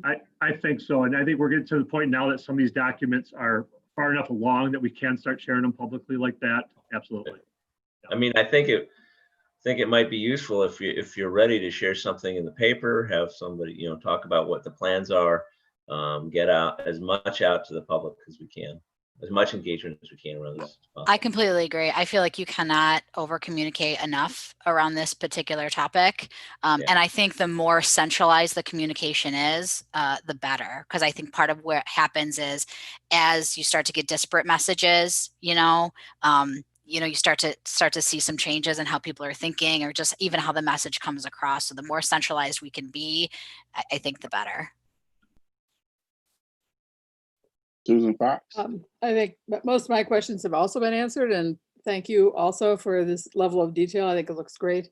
I was gonna, about the communication piece, I was also thinking about that, and it's not just parents are the most important people to be communicating with right now, but they're members of the community too, so that's just another, I think the idea of getting something in the paper would be helpful to community members, as well as getting this document is great on the website, just so more people understand. I mean, everybody's got questions about how this virtual thing is going to work. I think when Susan asked about the teacher involvement, I think my understanding is a lot of this has been through departmental teams, and that in every building, various departmental teams have gotten together, and hopefully those people are filtering back to other teachers. And of course, there'll be more when everybody's back in school. But in terms of there having been teacher involvement, a lot of it's been through those teacher leaders, I think, not just TOSAs and coaches, but also department team leaders, special ed leaders, that kind of thing, is my understanding. And the other question I had, because we've had a couple of questions about this, is for kids who are in daycare centers or have childcare situations, the question of hotspots has come up there as well. Are we able to, I mean, that potentially could be a lot of hotspots. I'm just wondering how we're fixed for that, if that's something we can provide more broadly than just individual families, or how that works. Yeah, and that's something we need to work through. Certainly we have enough that any individual student that needs one, we'll make sure we do that. Now, if it means taking it with them to a daycare, does it make sense for us to work directly with that child care center? That's something we have to figure out. We'll make sure though that we work through that as well. Okay, thanks. I just real quick, Katie sent out a link that there is information on the website that obviously didn't see before this. So thank you, Katie, but that'll have to be constantly updated too. It's constantly updated. I do add also the date that it's updated, so you know if there's new information on there. I also have a pretty regular contact with Kevin, of course, at the Herald, and as well as Will at WVMO, and I try to get that information on there too. So as often as we can, we are trying to push it out as often as possible. And I appreciate, Susan, your comment that it's not just families that want to know, it's the community that really wants to hear everything that we're doing too. And it's important that we have some accountability with them. Right. And the last thought I had, I guess, when you were talking about the first week being sort of a week to, in part, connect with families, that's easier for me to picture with elementary kids. And of course, my brain always goes to middle and high school kids since that's where I taught. And I think when you have that number of kids, I'm wondering, will there be some intention to go through the advisory groups to specifically in terms of needs of making sure everybody is feeling comfortable and just focusing on a particular small group that each teacher could focus on rather than all 100 and some students they have in their classes? At the risk of being premature, I'm going to share this anyway, just because you asked. I had a conversation this afternoon with Chris Langer about that exact thing. Middle school is such a, as you know, as a former middle school teacher, what some of the challenges that you face that you're not elementary, but you're not quite high school. So we do have advisories at the middle school, and that actually, this was a teacher-led plan of the idea of that first week being able to have every teacher in the building has a group that they're an advisor for. You know, I think up to about 15 students. The idea that those advisors reach out to the student and their families, you know, and set up, you know, schedules and meet with them that first week about here's all the things that you need to know and so on.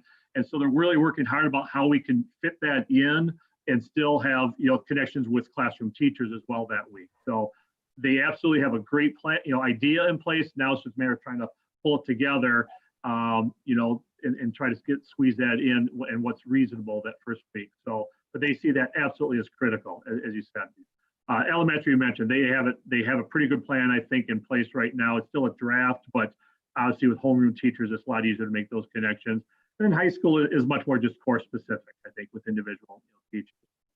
Although they do have advisories as well at the high school. Right. Yeah, I was thinking about the general scheduling and connectivity, just making sure, having somebody on track to make sure that that's happening for everybody, separate from the individual course conversations. But yeah. Okay, thanks. Thanks, Dan, and all the administrators that's been working on this, because like I said, we're actually creating a playbook for future pandemics. So we're learning as we go. So I just can't wait to next see 100 years. Yeah, it did for us. So I just can't wait to see it being implemented and then just learn as we go. Okay. Just one more comment.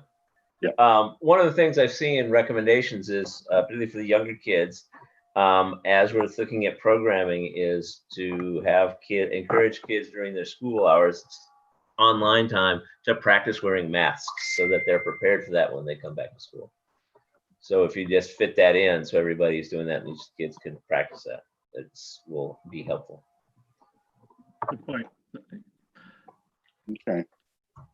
All right. Real quick before we move on, Andrew, so there are two other things we don't have to go through. There is a written summer school report from Lisa. I think it's pretty self-explanatory, and obviously we had a very different summer school, so that's on there. And then we are required statutorily to have a seclusion restraint report every year at this time that Chris prepared as well. So again, I think they're pretty straightforward, but we should see if there are any questions before we move on those two reports. Okay, Elizabeth, and then Susan Manning. Yeah, so just in regard to seclusion and restraint, so thanks for providing this, and more of a comment, which is that like 26 is too many, particularly for not a full year. And so just knowing that, right, moving forward, that we always want to look at reducing that number to the extent that we can, which you clearly know already, Krista. My specific question, though, is a process related question, which is, what is our apart from like NVCI training and, I think a lot of the mental health work, social emotional trauma informed work that we do in the district, like what is our specific process around really doing good problem solving post seclusion or restraint in order to make adjustments so that we're not doing it again? Like particularly when I look at like, one student is involved in seclusion or restraint and all the instances are for that one student or whatever. So just kind of curious what our process is there. Sure. And, I'll be honest, with everything else going on, I usually a little more up to, reminders on our process, and our, seclusion restraint was a little off the top. Well, and you usually have data that's closer to now as opposed to, if you can remember in the before time, Krista. Yeah. But I mean, I will say we revamped our process and we did some retraining of all staff a couple of years ago. We actually, since there are some new board members, we have a really large number of NVCI trained, nonviolent crisis intervention trained staff. So not just our student services and our administrators and those, special education staff that are crisis team members, but we have a lot of reg ed teachers and all of our support staff. So we really try to build capacity for understanding what you started off by mentioning, which is, let's try to keep, this is truly a last resort. And what are we trying and what are we doing? And we know that it has an impact. And it only occurs in an instance, where there truly is a safety concern. On our forms too, which I don't have right in front of me, the first time this happens with a student, there is a requirement, which wouldn't even need to be a requirement because the teams would do it anyway, but to convene either an IEP team or a THT or student support team meeting for that student to start the process, the conversation, and in most cases, develop or revise the functional behavior assessment or behavior intervention plan. So I would say that's it's never an incident that just occurs and nothing happens. Right. I think valid question, like we of course will have some repeat, some students who are engaged in multiple incidences over the years. It looks different. Yes, this is a year with a shorter year with a quarter we missed, but in some cases we saw pretty good improvement. A lot of times you'll see misleading. Sometimes you'll see younger students with a higher level of incidences as they're learning a behavior or trying to get, we're trying to get to know a student and manage that piece.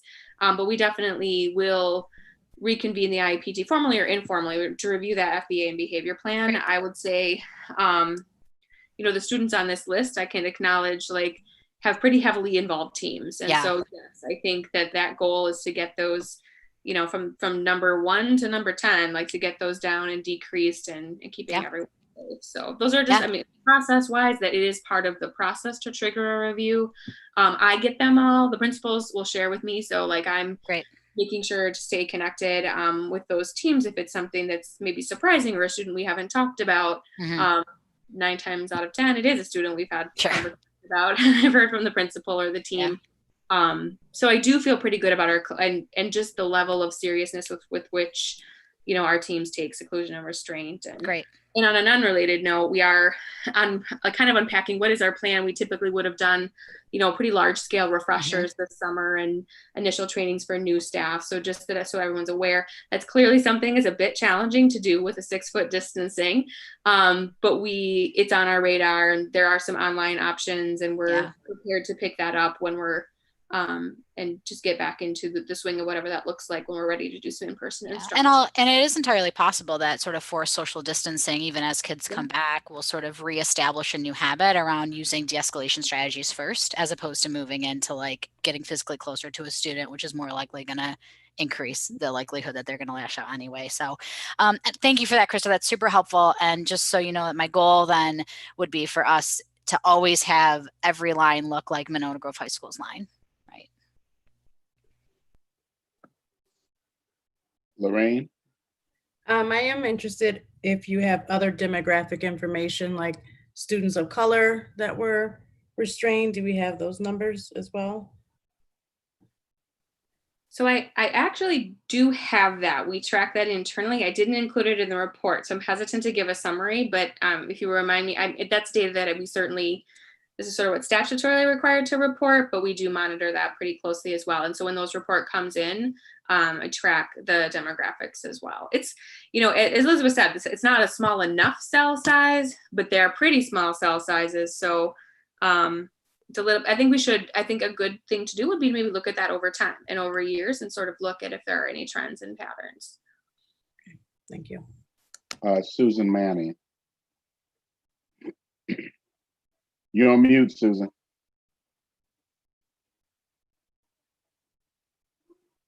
Okay, Dan, could you give us so I reviewed the summer school report, but it was difficult to kind of tell what kind of classes they were teaching at the different schools and you know, or did they do it by grade level? The other thing I really appreciated was hearing about the fact that the 5th grade teachers were all talking to each other, particularly Winnequa and those that were at Glacial Drumlin. Because again, I think the more that our staff can communicate, all 2nd grade teachers, all 1st grade teachers, I think that is a very positive thing. But again, what kind of programming were they using? And then how long were the virtual learning classes, and did they use check-ins, and just some kind of simple, a little more detail about the actual, and then what did you learn that's helping you build your system now? Great questions, and I know Lisa will give you a great answer. So the summer school classes were approximately about 2.5 hours in length. One of the things we learned was that some of our younger learners could really have that stamina to do well in that burst of time. We also included synchronous instruction, and some of the positive feedback there where our teachers said they really felt like they were teaching again, and our students were so excited to see their teachers and see their classmates. So what a difference synchronous instruction added to the summer school programming made. The programming itself, we went away from specific classes. So it was really more of a thematic based approach and interdisciplinary when possible. Although some of the skill building around ELA and math skills still existed, students got really excited about different kinds of projects and around different themes for a week. And then, as you know, our summer school's 4 weeks in length, so they had different themes that they were rotating through. So not as many students as we normally have participating in our summer programming, but those who did had really positive reactions to it. Did we have programming for high school students? Yes. And that was thematic programming rather than like English focused or math or science? High school programming for summer is credit recovery. The only thing that we offer that's enrichment is an ACT prep class.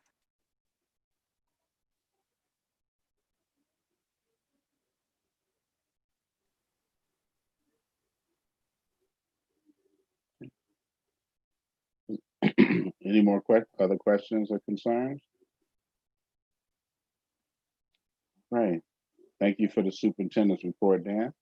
Moving to board reports, personnel committee meeting. Personnel committee report, Susan Fox. Okay. The Personnel Committee met on August 4th. And one of the things we did was just go over the teacher compensation plan, which is on the agenda, the board agenda tonight for approval.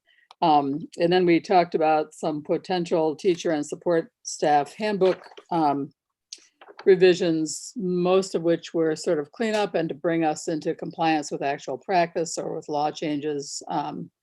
Couple not so, but those are also on the board agenda for approval tonight, and so are possible actions. So I will comment more on those when we get to it. We talked a little bit about additive schedules as well. Mostly whether or not we could raise the base level of additive schedules, and thinking that's something we still need to consider.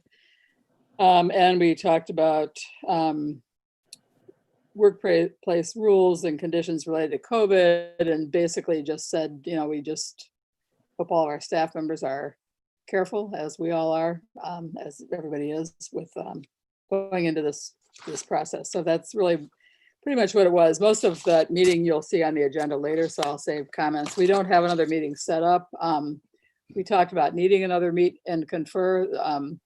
Teachers did ratify their contract after the personnel meeting, but so that'll be on the agenda tonight for us to approve the collective bargaining agreement with the MGEA for teachers. But we will try to set up, I think we left it that they were going to try to come up with some dates for sometime in September, once school has gotten underway, to meet and confer about some other items that they had brought us for further discussion. So we don't have a set meeting time, but that'll be coming up. That's about it, unless anybody has any questions. All right. Policy committee report, Susan Manning. Okay, so the policy committee met on August 4th, and we were going to meet this morning, but we're going to reschedule that. At our meeting on August 4th, we discussed the electronic mail policy that we brought to you, that we talked to you about, and the email policies. And we reviewed and discussed these. Attorney Mike Jalka joined the group and helped us address all the issues that were raised. And we're going to be bringing that back to you with the new changes, hoping we've addressed Peter's concerns with legal counsel assistance as well. We have two more policies and we had scheduled two more meetings after this meeting. They've made some major changes to the law on the Title IX regulations, non-discrimination on the basis of sex and education programs or activities.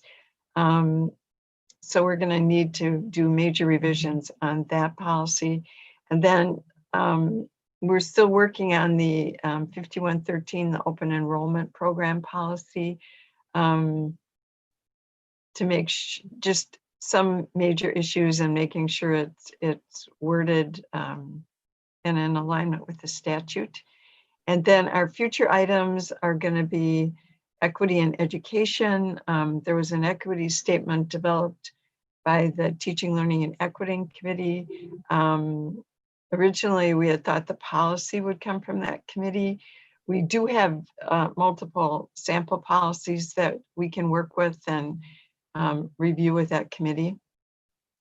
So again, we'll be working on that. And then we're also working on the administration of medication and emergency care amendments, working with the student services and the nursing staff. And then we're going to continue work on our IT related policies with our IT staff, but they've been pretty busy with other issues. So we're trying to prioritize the policy issues as best we can. So we're working on them, and you'll see that in the meeting tonight. Okay. All right. Moving to the MGEF report. Do you want the Education Foundation report? Yes. You want to hear about the golf ball drop?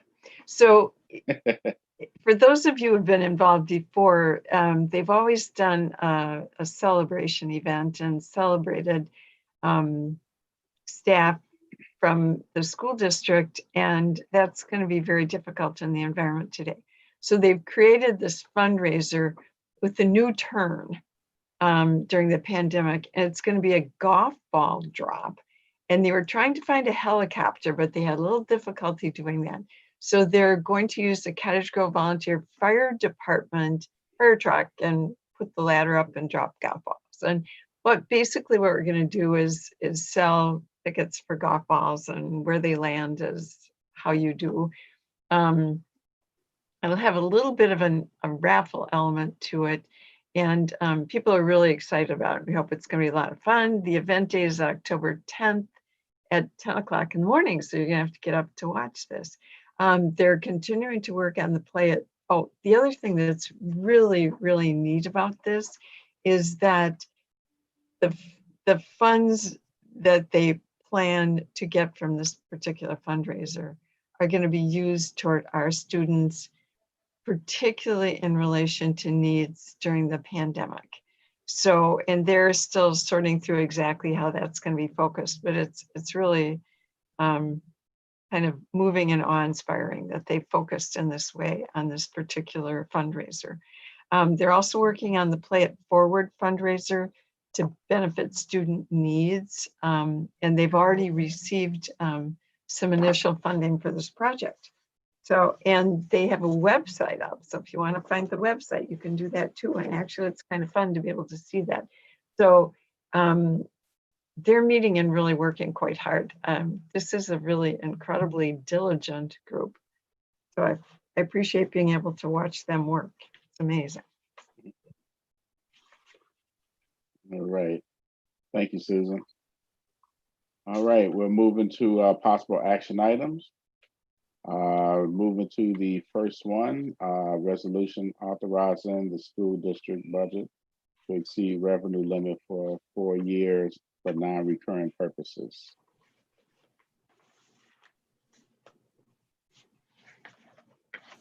So I'm wondering, I would like to make an amendment of resolution authorizing the school board budget to exceed revenue limit by 3.1 million per year for 4 years for non-reoccurring purposes. And I'm wondering if we can, what the board thinks about raising it to 3.7 million per year. So that we can well, and Eric, we actually have, if under option 2, yeah, we have Yeah, that piece, so we could make that motion. Where I don't see, is that so hit the highlight it and then scroll on it, and then you'll see that we have option 1 and option 2. And option 2 I see. Okay, is to move approval of the revenue limit okay, I see it now, yeah. to 3.7. So You can move whatever amount you want, Eric. yeah, we haven't acted on one. We just apparently showed consensus. So now this is listed as an action item, and we can actually make the motion at the level that we want to try and move forward on. So I would like to still keep, I would like to move approval of option 2, resolution providing referendum election of question of the approval of a resolution authorizing the school district budget to exceed revenue limit by $3,700,000 per year for 4 years for non-reoccurring purposes as presented. And I would second that. Okay. Any discussion? Hearing Peter. Well, last time we talked about 3.1 million, and now we're moving up to 3.7 million. And I'd like to hear some discussion around that. Particularly, we have, do we believe that the data supports the 3.7 million? The reason I raise this issue is that I think that the data we have so far shows a good support at the 3.1 million level. And then beyond that, I want to introduce a note of caution, because if we fail to pass this referendum, there's a potential for a very large disaster in the following year. And we need to be aware of that risk. And we need to have a certain level of aversion to that risk. And if we don't think 3.7 is doable, I mean, if there's some risk, I think we need to look at this with a lot of caution. And I'll give you two other things. I mean, I think that conditions continue to change from the time the survey was done. And one thing I will say is, regardless of how well we do this virtual learning, there's going to be 20% of parents who are unhappy with it. That's just not, we're not going to be able to avoid that. And we want to, and so I'm concerned that we've got to be careful because I think the survey data might be a little optimistic. Now, I think the survey did support that there might be some room between 4.1 and 3 million. With that data, the data that it had, it was good. Question is, do we think 3.7 is the right number? And do we, given, you know, and given the caution that I think we need to take on this, is 3.7 a doable number? Lorraine? This question is for Jarrett. How will that impact if we go from 3.1 to 3.7 million? So as a 3.1, we had said it would be a $15 increase per $100,000 of property value. Moving to a 3.7, that's $40 per 100,000. So if you wanted to, if someone had an average house of $300,000, a 3.7 would be approximately $120,000. And at 3.1, that would be a $45 increase at 300,000. So if you wanted, you could look at it that way, or you could also look at the increase from going from $45 to 120, which is actually an increase of 75 to move up by 700,000. So there's a couple of ways you can look at it, but at the bottom line for our taxpayers, they will look at the bottom line saying at 3.7 is going to be $40 per 100,000, and a 3.1 is $15. Right. Susan Fox? I think the points Peter raises are certainly points to consider, and those are all points we talked about the last time. And I think the more I thought about it in between times, I think, you know, we've talked a lot over the last couple of years about the importance of trying to improve the situation with our teachers' salaries. And we had always planned to go this year, and then we sort of backed off again. And then I think we took a look at it again and thought, or at least I think some of us rethought this. And I think there's, you know, even though these are certainly uncertain times, I think when I look at the survey, and I do understand the survey was taken a couple months ago, so people may have changed, but I did see some room for going for a slightly higher amount. And I think if we don't ask for this money this year, there's just not a good time to do it. I mean, the following year, you know, you don't want to do referendums every 2 years. I think that's one point. There's something known as referendum fatigue. I think we've been pretty clear about the fact that we're ending our current operational referendum, so we absolutely have to do something. And I just think the more I thought about it, I think it makes sense to try this now in November, knowing that we do have April, knowing that April may be precarious because we don't know what's going to happen between now and April. But I think it does give us another opportunity to, again, you know, if this doesn't work, to go through and go back to the drawing board, do another survey, another educational piece, and possibly ask for less. We certainly can't cut that whole amount and continue operating the way we do now. We have some, you know, we have some pretty positive support among some groups here too that are willing to kind of work on this. And I just think that the bottom line is there's just not going to be another good time to ask. And I think we just need to try this. And I think there may well be support. I think there are a lot of people, you know, I think back to one of the community surveys, and this was a couple of years ago, but the number one concern of parents was that our highly qualified teachers be paid adequately and be paid competitively, not just adequately, competitively in Dane County. And we know that that's not currently the case. So I think this is a good resolution, and I'm in support of it. And you know, we'll have to keep our fingers crossed, do our work educating people as to why this is necessary.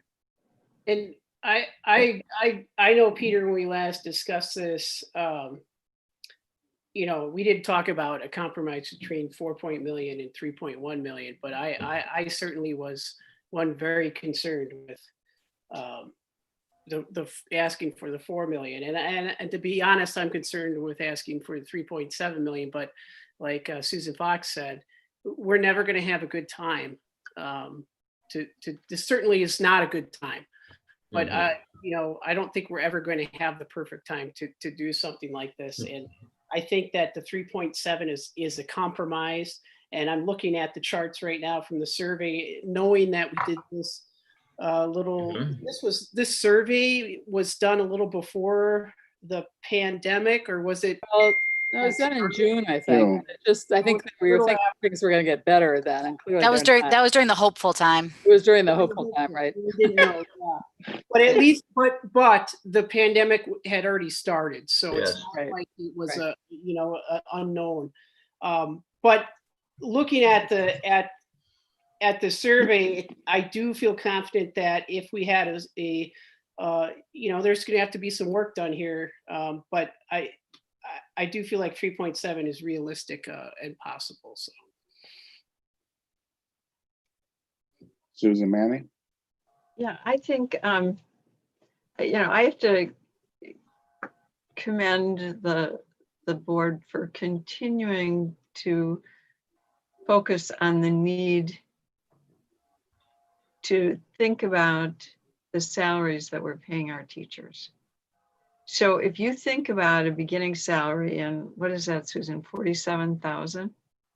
And you have 2 children and you're a single parent, and you have to find a place to live and maybe childcare for your child while you're teaching virtually, the challenges are just huge. We have to attract and retain, and those are really important concepts.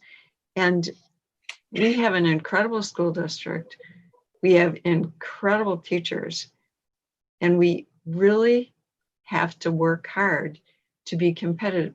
These are actually teachers who came back when we were looking at their healthcare benefit, who were willing to talk about reductions in their benefit during this time. So I think we have to continue to show really strong support. And I understand that we're only allowed to educate, but that means you get out there and you let the community know how important this is. Can I just want to make one correction? The 47,000, we wish if our starting salaries were 47,000, we would be really happy. You're right. So what is our starting salary? 40,000, 40. And before you tonight is a compensation plan that'll make it 41 for this next year. I mean, that's what we've just agreed to. So it's 41 essentially. So I was dreaming again, right? Yeah, if it were 47, we wouldn't be doing this. And even 47, really, when you look at the job of a teacher and the amount of education required, and this virtual learning, by the way, I'm hearing this conversation on the college level, oh, they shouldn't charge that same tuition because it's all virtual. Well, virtual teaching is just as much work. Yes. Very difficult work for a lot of people as in person. And so yes, absolutely, they're still earning every penny and more than we are paying them. So. And Susan, I think it's hard to understand that, I mean, I'm going through this right now personally, just, and my wife too, as a teacher, that it is a lot more work. And I know it's hard to grasp the concept that it's more work for teachers to do this, and there's less instruction that's probably going to happen as a result of it. And that's the reality that we're in. But I think that I'm confident in the Monona Grove teachers that they are going to take on this challenge of this 2.0 virtual learning and make it the absolute best that they can. Right. And I hope that we are a leader of a district to provide the best learning environment for the students that we can, given the circumstance that we're under. I'm confident that our teachers are up to that task and willing to take on that task to do that. Is it ideal for the students? No, it's not. And we all want to get back face to face as soon as possible, but this is what we've been given. And I think that, I think our district is up for this challenge, so. Okay, Peter? I would sort of echo that, Eric, and say that we really need to execute this fall if we expect this referendum to pass. Absolutely. Yeah, Absolutely. We really need to execute. I don't disagree with where we need the need for the money, the demand for the money. I'm just concerned about the downside risk if that we put together 3.7 and it fails. I don't think we'll be able to, in the spring, in a smaller election, non-presidential year, we would be, I think we would be looking at some significant downsides for next year if this doesn't pass. And that's all my concern. Elizabeth. Oh, I forgot I had my hand raised. Yeah, so I hear you, Peter.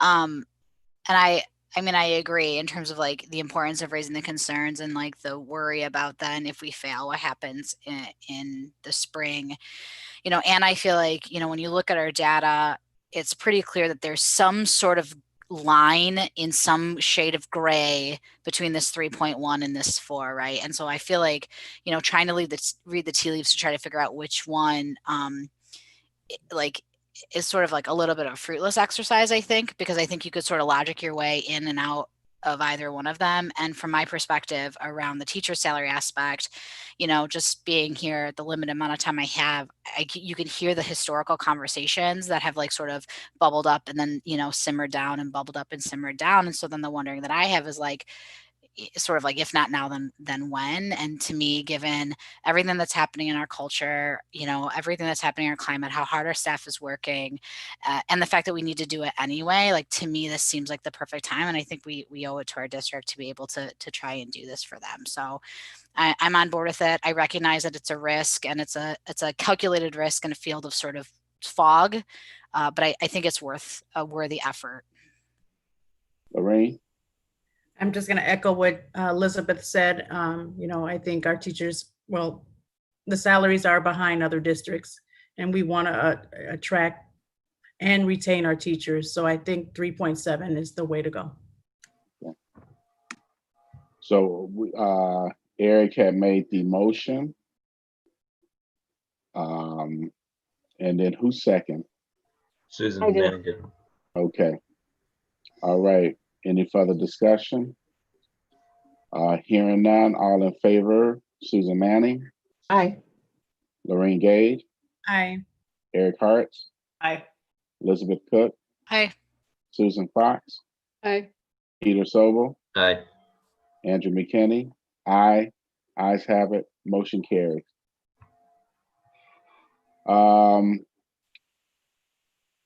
Resolution providing the referendum election on the question of the approval of the resolution authorizing the school district budget to exceed revenue limit for 4 years for non-recurring purposes. And we have those two options.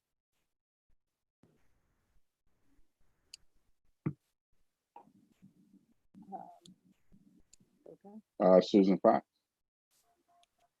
I move approval of a resolution providing for a referendum election on the question of the approval of a resolution authorizing the school district budget to exceed revenue limit by $3,700,000 per year for 4 years for non-recurring purposes as presented. Second. Any discussion? Peter? We should just point out that these aren't two separate things, that these are related numbers. And the first one Thank was you, just Peter. That's right. allowed us to exceed our revenue limit. And the second one, yeah. The second one here is just actually puts that question for the referendum on the ballot. On the ballot, yeah. Good point. For the record, I assumed that, and Right. I assumed that I just don't know what's happening. I was like, didn't we just do this? But Thank you, but Peter. our audience probably don't know that. So Right, thank right. you, Peter. Yep. All right, here, no more discussion. All in favor, Susan Manning, Aye. Lorraine Gage, Aye. Eric Hartz, Aye.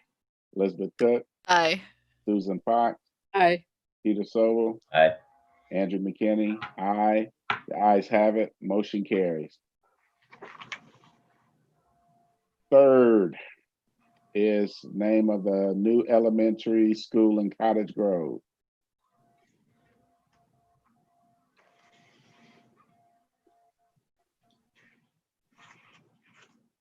I move approval of the committee recommendation for the new elementary school located in Cottage Grove to be named Granite Ridge. I'll second. Any discussion? Hearing none. All in favor? Susan Manning, Aye. Lorraine Gage, Aye. Eric Hartz, Aye. Elizabeth Cook, Aye.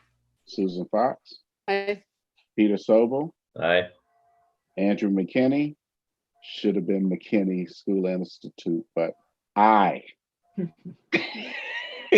heard that. Motion, motion carries. All right, number 4, the 2020-2021 school calendar revision. Okay, hopefully I explained it well in the written piece. As you might guess, we would love to have more time with our teachers for training. One of the key pieces of this is the learning management system. And so we had some of our elementary teachers have used Seesaw. For the teachers who have used it, we have enhanced training. The teachers who haven't, we have more different level. And then for grades 6 through 12, none of our teachers have used Canvas, but not the ones that work here exclusively. So give us an opportunity to provide that training ahead of time. If we can move one of our in-service days to a floating in-service day, the teacher's choice. All these training modules are online. They can do them whatever works for their schedule, but it'll allow us to get that training in, before we come back for in-service.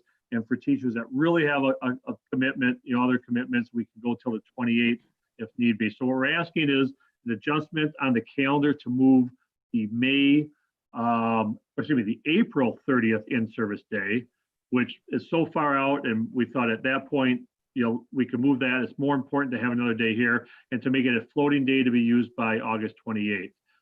We did just share this idea informally with some teachers, and then we also formally with the MGA leadership, and they support this change as well. Okay. So let's see here. Can I have a motion to approve? I'll make a motion to approve the staff calendar 2020-2021 as presented. Second. All right. Any discussion? Dan, can I Susan just Manning? clarify that they will have until August 28th Correct. to use the swing day? Yes. Okay. Okay, any more discussion? Hearing none, all in favor? Susan Manning, Aye. Lorraine Gage, Aye. Eric Hart, Aye. Elizabeth Cook, Aye. Susan Fox, Aye. Peter Sobel. So mute. Okay. Aye. You got me on one now too. Aye. Andrew McKinney, aye. Ayes have it, motion carries. 2020-2021 collective bargaining agreement with MGEA teachers. Again, we have 3 action items in a row that are all related to one another. So this item is simply agreeing on the base wage, which is capped by state law at 1.81. The next item will be for supplemental pay to allow for full movement through our salary schedule. And then the third one is on the actual compensation plan. So this agreement is the maximum by law. Okay, Susan Fox. I 2021 collective bargaining agreement with the MGEA teachers as presented. Second. Any discussion? Hearing none, all in favor? Susan Manning, Aye. Lorraine Gage, Aye. Eric Hart, Aye. Elizabeth Cook, Aye. Susan Fox, Aye. Peter Sobel, Aye. Andrew McKinney, aye. Ayes have it, motion carries. The 2020-2021 teacher supplemental pay. I'll make a motion to approve 2020-21 teacher supplemental pay as presented. Second. All right, any discussion? Hearing none, all in favor? Susan Manning, Aye. Lorraine Gage, Aye. Eric Hart, Aye. Elizabeth Cook, Aye. Susan Fox, Aye. Peter Sobel, Aye. Andrew McKinney, aye. Ayes have it, motion carries. Next, revised teacher compensation plan. Okay, so there is a slight revision on page 3, and this is related to the salary schedule. There is an increase in salary when teachers earn advanced degrees, and it is to add language so that when that teacher earns an advanced degree, say in mid-year after finishing perhaps first semester, that their compensation does get adjusted in mid-year at that time. That is very typical in many districts. That was language that was in our old collective bargaining agreement years ago. And so I think our personnel committee as well as administration do recommend that we make this change.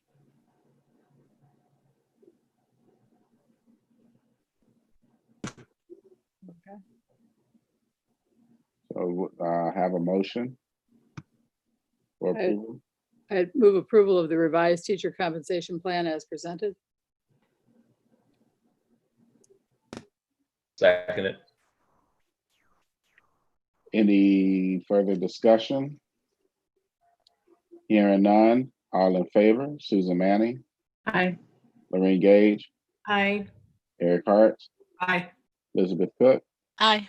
Susan Fox, Aye. Peter Sobel, Aye. Andrew McKinney, aye. The ayes have it, motion carries. Next is the lease agreement with American Capital Financial Services, Inc. So this is our yearly, we enter into a lease agreement to refresh technology. Typically, we have Chrome. We are a one-to-one school district, as Lisa had mentioned before, and Dan, as we talked about providing devices for families during virtual. We've actually been a one-to-one school district for, this is going on to our second year. Originally from kindergarten to first grade, we were a 1-to-2 with iPads. So we do have a 4-year recycle plan, which every 4 years we refresh our plan for Chromebooks and iPads. And then our staff is also a 1-to-1 with laptops, and we give a choice between HP and MacBooks. And this year we are up for refreshing all of our staff devices. So that's why it's a little larger. I listed the items that we're purchasing and the vendors. We do follow board policy and the going through getting quotes for the different devices. And that's why you see different vendors being selected. And our IT department takes care of all that for us. So the lease allows us, this would be over $1 million impact to our budget, but by leasing it with a 4-year or a 5-year plan, depending on the equipment, it's about a quarter of that we pay each year. So it does allow us to stretch our dollar farther. And then at the end of the lease, most of the things are taken off our hands and are sent back, which then also allows us not to have to pay for disposal. And it continues to allow the district to refresh items on a timely basis. If there's ever a situation where we do have a budget issue, our leases are written that we can extend it or we can do a buyout at $1 per device. So it doesn't lock us in that we have to send them back, but we try to keep on that schedule. Okay. Can I have a motion to approval of the lease agreement with American Capital Financial Services, Inc.? So moved. Second. See, Lorraine got it. Discussion. She always gets me. Peter? I'm glad to hear from you, Jerry, that you're following the board policy on, as you mentioned, on these agreements. And I'm assuming you always do that. So I'm surprised to hear you mention it. All right. Any further discussion? All right, hearing none, all in favor, Susan Manning, Aye. Lorraine Gage, Aye. Elizabeth Cook, Aye. Susan Fox, Aye. Eric Hart, Aye. Peter Sobel, Aye. Andrew McKinney, aye. Ayes have it, motion carries. Next is the 2020-2021 student fee schedule. Go ahead, Jared. Okay. So the board approved this originally back in, I believe it was April. And as administrative team, we would like to make a recommendation that we waive two fees that were originally approved. The consumable fee, which is $50 for K through 12 and $15 for 4K.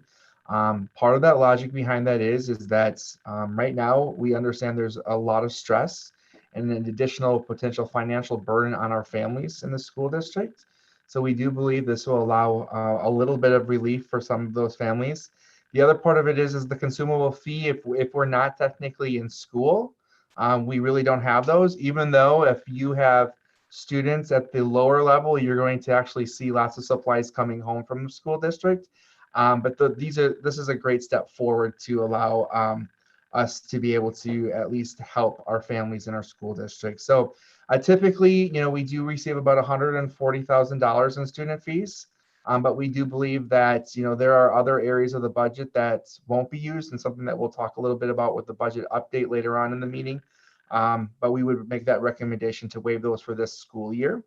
The other part of it is if we do happen to come back after the first quarter, being able to try to justify how to prorate that and say, well, we're only going to send out this much fees. That's the other reason that we made that decision. And then the other fee that we would like to waive, while the other ones are pretty much just, if we do come back, those are easy things that can be updated. So obviously if we come back after first quarter and we start having athletic events, obviously the athletic fees are there. Buy a bus would be something that if we did come back and was able to provide transportation, we would have that conversation around that at that time. But the last one would be the Chromebook protection plan, which is grades 6 through 12. And the district has also decided that we as a district felt it was the right thing to do is moving to that virtual atmosphere, which does require that every family have a device at home. And this also would be a financial impact to families that might not have chosen to have a device at home, especially at that younger level. So we do believe that it's the right thing to do financially for our families is to waive that.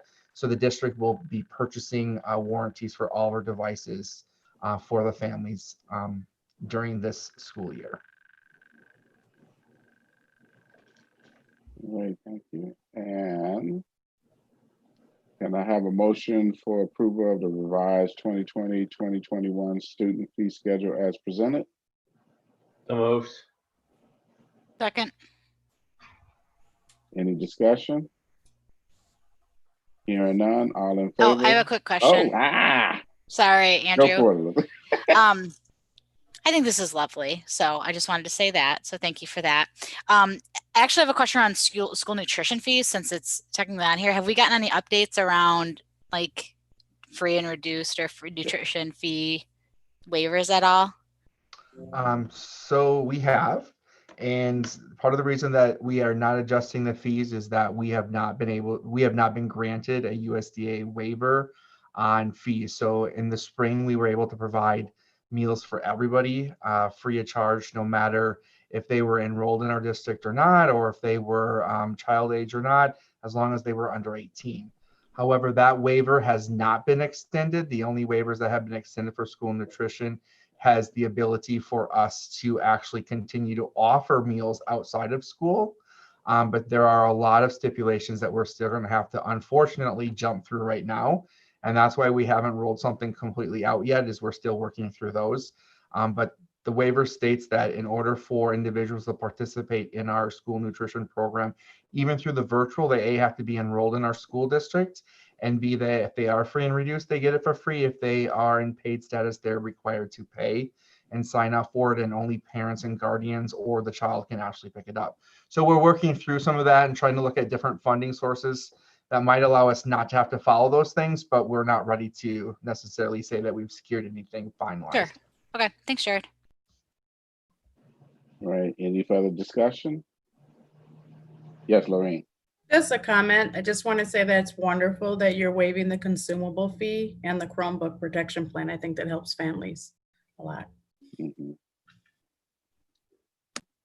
All right. Any more discussion? Hearing none. All in favor? Susan Manning? Aye. Lorraine Gage? Aye. Elizabeth Cook, Aye. Susan Fox, Aye. Eric Hartz, Aye. Peter Sobel, Aye. Andrew McKinney, aye. Ayes have it, motion carries. Next item is teacher and support staff handbook revisions. Can I have a motion to approve for approval of the teacher? Actually, before you do that, could I, well, Ah. you're gonna, only because I have one, if you pull this up, the teacher handbook revisions showing the strike through, it's the, I think it's the first attachment. There's one item, I think it's the last one, actually. Let's see. Yeah, the very last one under section 24.03, selection for reduction steps. And in the personnel committee, we had discussed striking, it lists criteria for consideration for a reduction in force that had been agreed on years ago when the handbook was first written. And then we had a sentence in there that says, in subsequent years, the superintendent shall consider the following additional criteria for determining the teacher for non-renewal due to reduction in force after board approval, and it lists 3 other criteria, and that was our compromise with the MGA at the time. And so the personnel committee had considered striking that sentence now so that all 6 of these criteria, or all 7 of these criteria rather, would be what we currently consider. And I did have a request from the MGA to discuss this in the meet and confer committee before we officially approve it by the board. So that's my suggestion.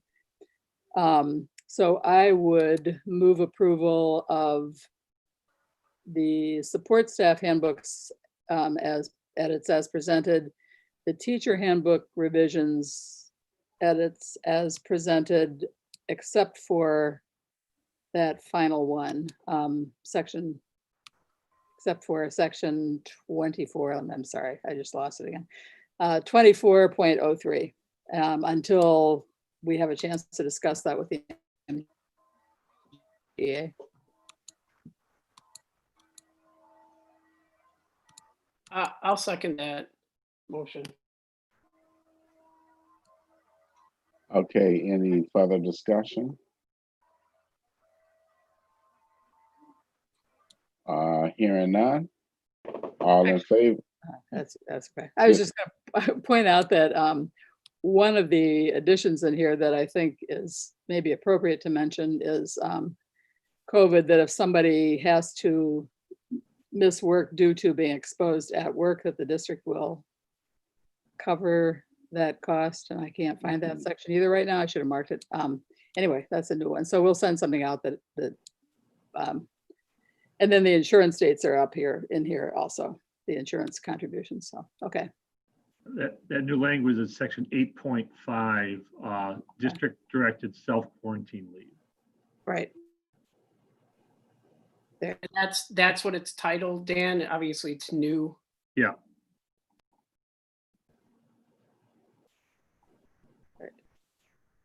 All right. All right.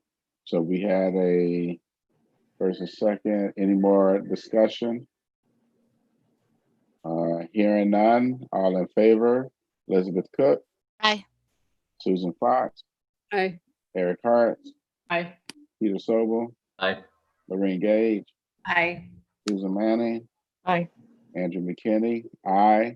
Ayes have it, motion carries. 2020-2022 Dane County School Consortium Director Contract.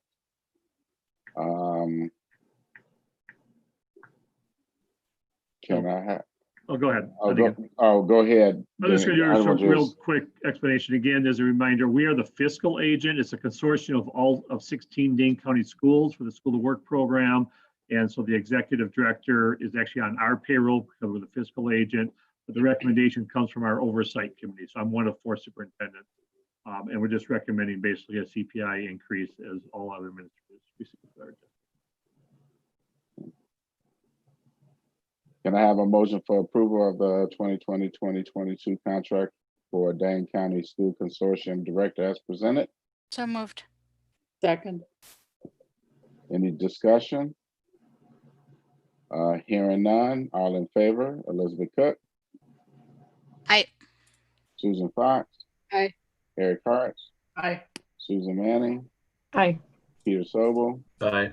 Lorraine Gage, Aye. Andrew McKinney, aye. Ayes have it, motion carries. Policy revisions and deletions, second reading. Can I have a motion for approval of the policy revisions and deletions as presented? I would make that motion. Second. Any discussion? Peter? Susan, can you talk about the email revisions? Email policies? Dan, would you do that? Sure, be glad to. So, 'Cause we had legal consult. Yep. So we're looking at policy, the question occurred on policy 167.6. 6, right? And where Peter raised a good question about, that policy and some concerns with it. And suggested perhaps some alternative language. And so we went and looked at that. And then in checking with legal counsel, we realized 167.5 already has a number of those things covered. There's a lot of redundancy. And so in working with Mike Jelka on our committee, the recommendation was, we don't even need 167.6. Delete the entire policy, but with adding one paragraph at the end of 167.5. And so hopefully between what was already in the 167.5 plus that last paragraph, that captures the spirit of what was discussed and the concern with the other policy. Mm-hmm. We had Mike Jelka check that to make sure that that inclusion was there. And he was actually, you can ask Elizabeth and Susan, he actually was sitting with us while we went through that material. Virtually. Yeah, virtually. Reading back 167, it's not part of the new language. There is this thing where it says board members are individually responsible, et cetera, and that says accept personal responsibility for compliance with Wisconsin personal public records law. There's no choice about accepting personal responsibility. We're covered by the law, and I don't know why that language seems kind of odd to me. Not that it means anything, but we're all incumbent. We're all covered by the law, and you don't have any choice. You don't have to accept responsibility at all. You're just covered. Yeah. So, and I think one of the discussion points we had last month was about that responsibility. And Mike did confirm, if you have something on the district server, well, you're covered. There's an archive record of it. If it's not on the server, you are individually responsible for it. And I think that you stated that, Peter. And well, you are individually responsible for it if your method you can choose to be responsible is put on the district server, which is backed up. Right. That's the way you can, and that's an excellent way to make sure that you're personally covered. Definitely best practice. And if it's not there, then you need to personally be responsible for the fact that it's be archived someplace in such a way that it's retrievable for 7 years. And I think that's what the language meant when it said accept personal responsibility, that it's then your job to make sure you keep it. Whereas that's why I always send mine to the school one, then I don't have to think about it. So I don't, in that way, I turn the responsibility over to the district by doing that. So it's it's kind of mincing. Well, you can't avoid responsibility. If the district, for example, loses all their emails, you're still responsible for it. True. For those records. Now, it's probably it's probably not going to happen, and it's probably a reliable way to do it, and it's a way to maintain your personal responsibility to put it on the district server, but you don't avoid responsibility by putting it on the district server. Correct, but that was the intent of the meaning of that sentence, is all I'm saying. Mm-hmm. Right. All right.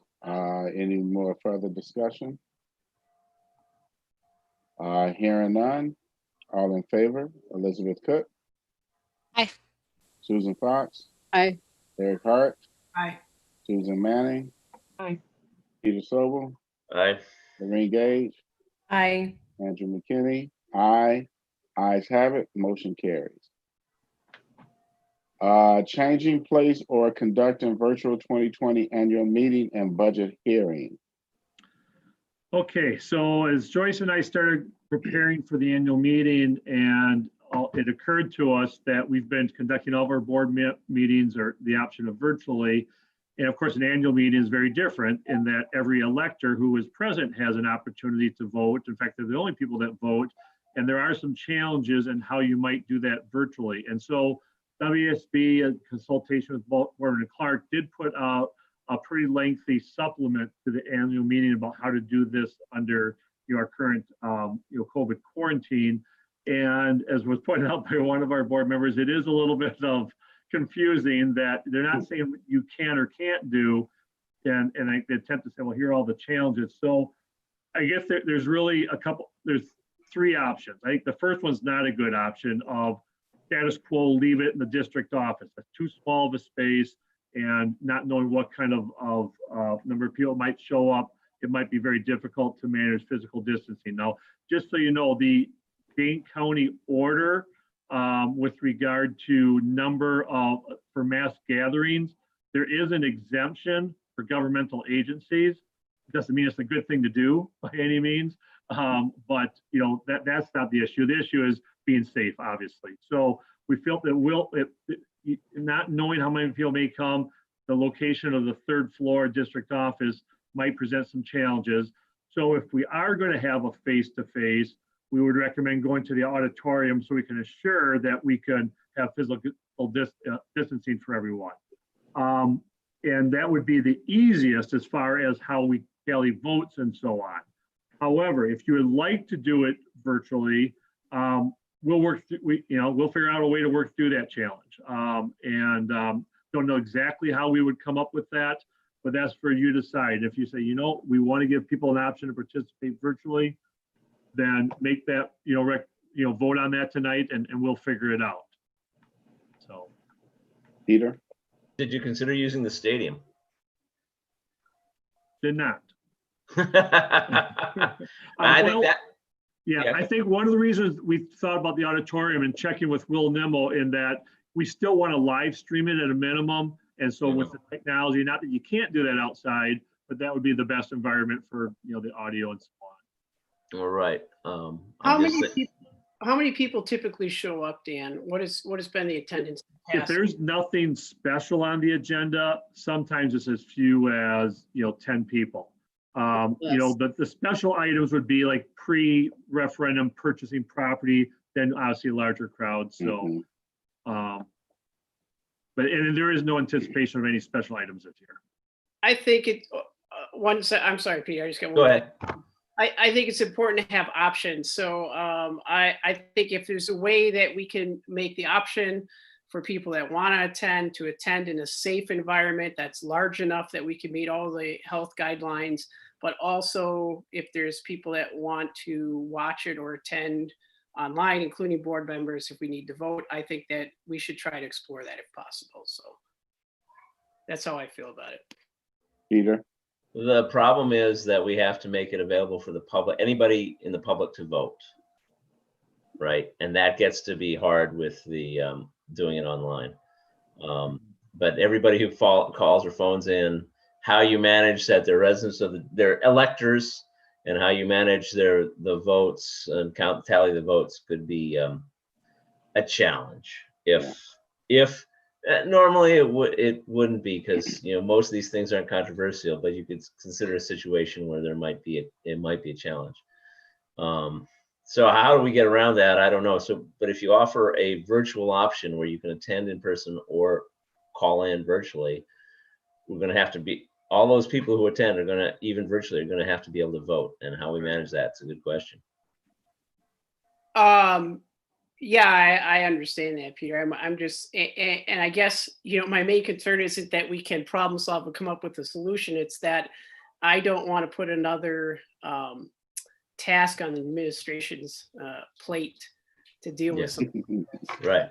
That's really my main concern. So I don't know, what the options are, but I mean, Dan, what do you think the easiest option is to? Yeah, well, if we do allow electors to participate virtually, we would definitely use Zoom. You might recall when you did your reorganization meeting, there is a feature to vote on Zoom. The most important thing would be, now we talk about we generally don't get large crowds. Well, if it's available virtually, you might get a lot more people because it's a lot easier. And so you would have to really find a way of making sure that every person is identified. And then there is and to make sure that they actually are a resident. Now, we don't actually ask for verification. It's only if someone were to contest that, but those are some of the challenges. I think as far as actually tallying votes through Zoom is not particularly difficult. It's just confirming who is voting and that they're actual electors. And is that task go to you, Dan, from administration to put that together? Probably Joyce, to be honest. We'd work together on it and work with Will Nimble probably as well, but yeah, Joyce would do most of the coordination. Is there a way to maybe ask staff, or if there's somebody that can help you guys out with something like that? I know we have plenty of staff in the district that would be more than capable of helping with something like that. Is there a way? Yeah, well, and I think the technology part's not the hard part. I think it's just thinking about those different scenarios about, okay, how many people might be on. And the other thing about the annual meeting is, even though we notice an agenda, there are a number of things that whoever's there could bring up if they're, if it's part of the, what are the statutory pieces of annual meetings. And so if all of a sudden out of the blue, you get something, now we always have a parliamentarian to help with that. But those are kind of some of the things that I'm thinking about. Okay, what's the worst case scenario that a challenge that might come up? So I definitely would make sure we had a parliamentarian there to help us through that. And it might just be a matter of just taking our time and going slowly on a vote to make sure we have everything in place. So my initial thought, like when I first emailed the board about this consideration, my initial thought, and when I talked to Mike Jelka, is let's just move it to a bigger place. It'll be the easiest. But the more I think about it, even if we have a bigger place, I get that there's still people that don't really want to go out in public. And so I do think we can make it work. And I am pretty confident there'll be other school districts that choose to do it that way, but I'm sure we can learn from them as well. Mm-hmm.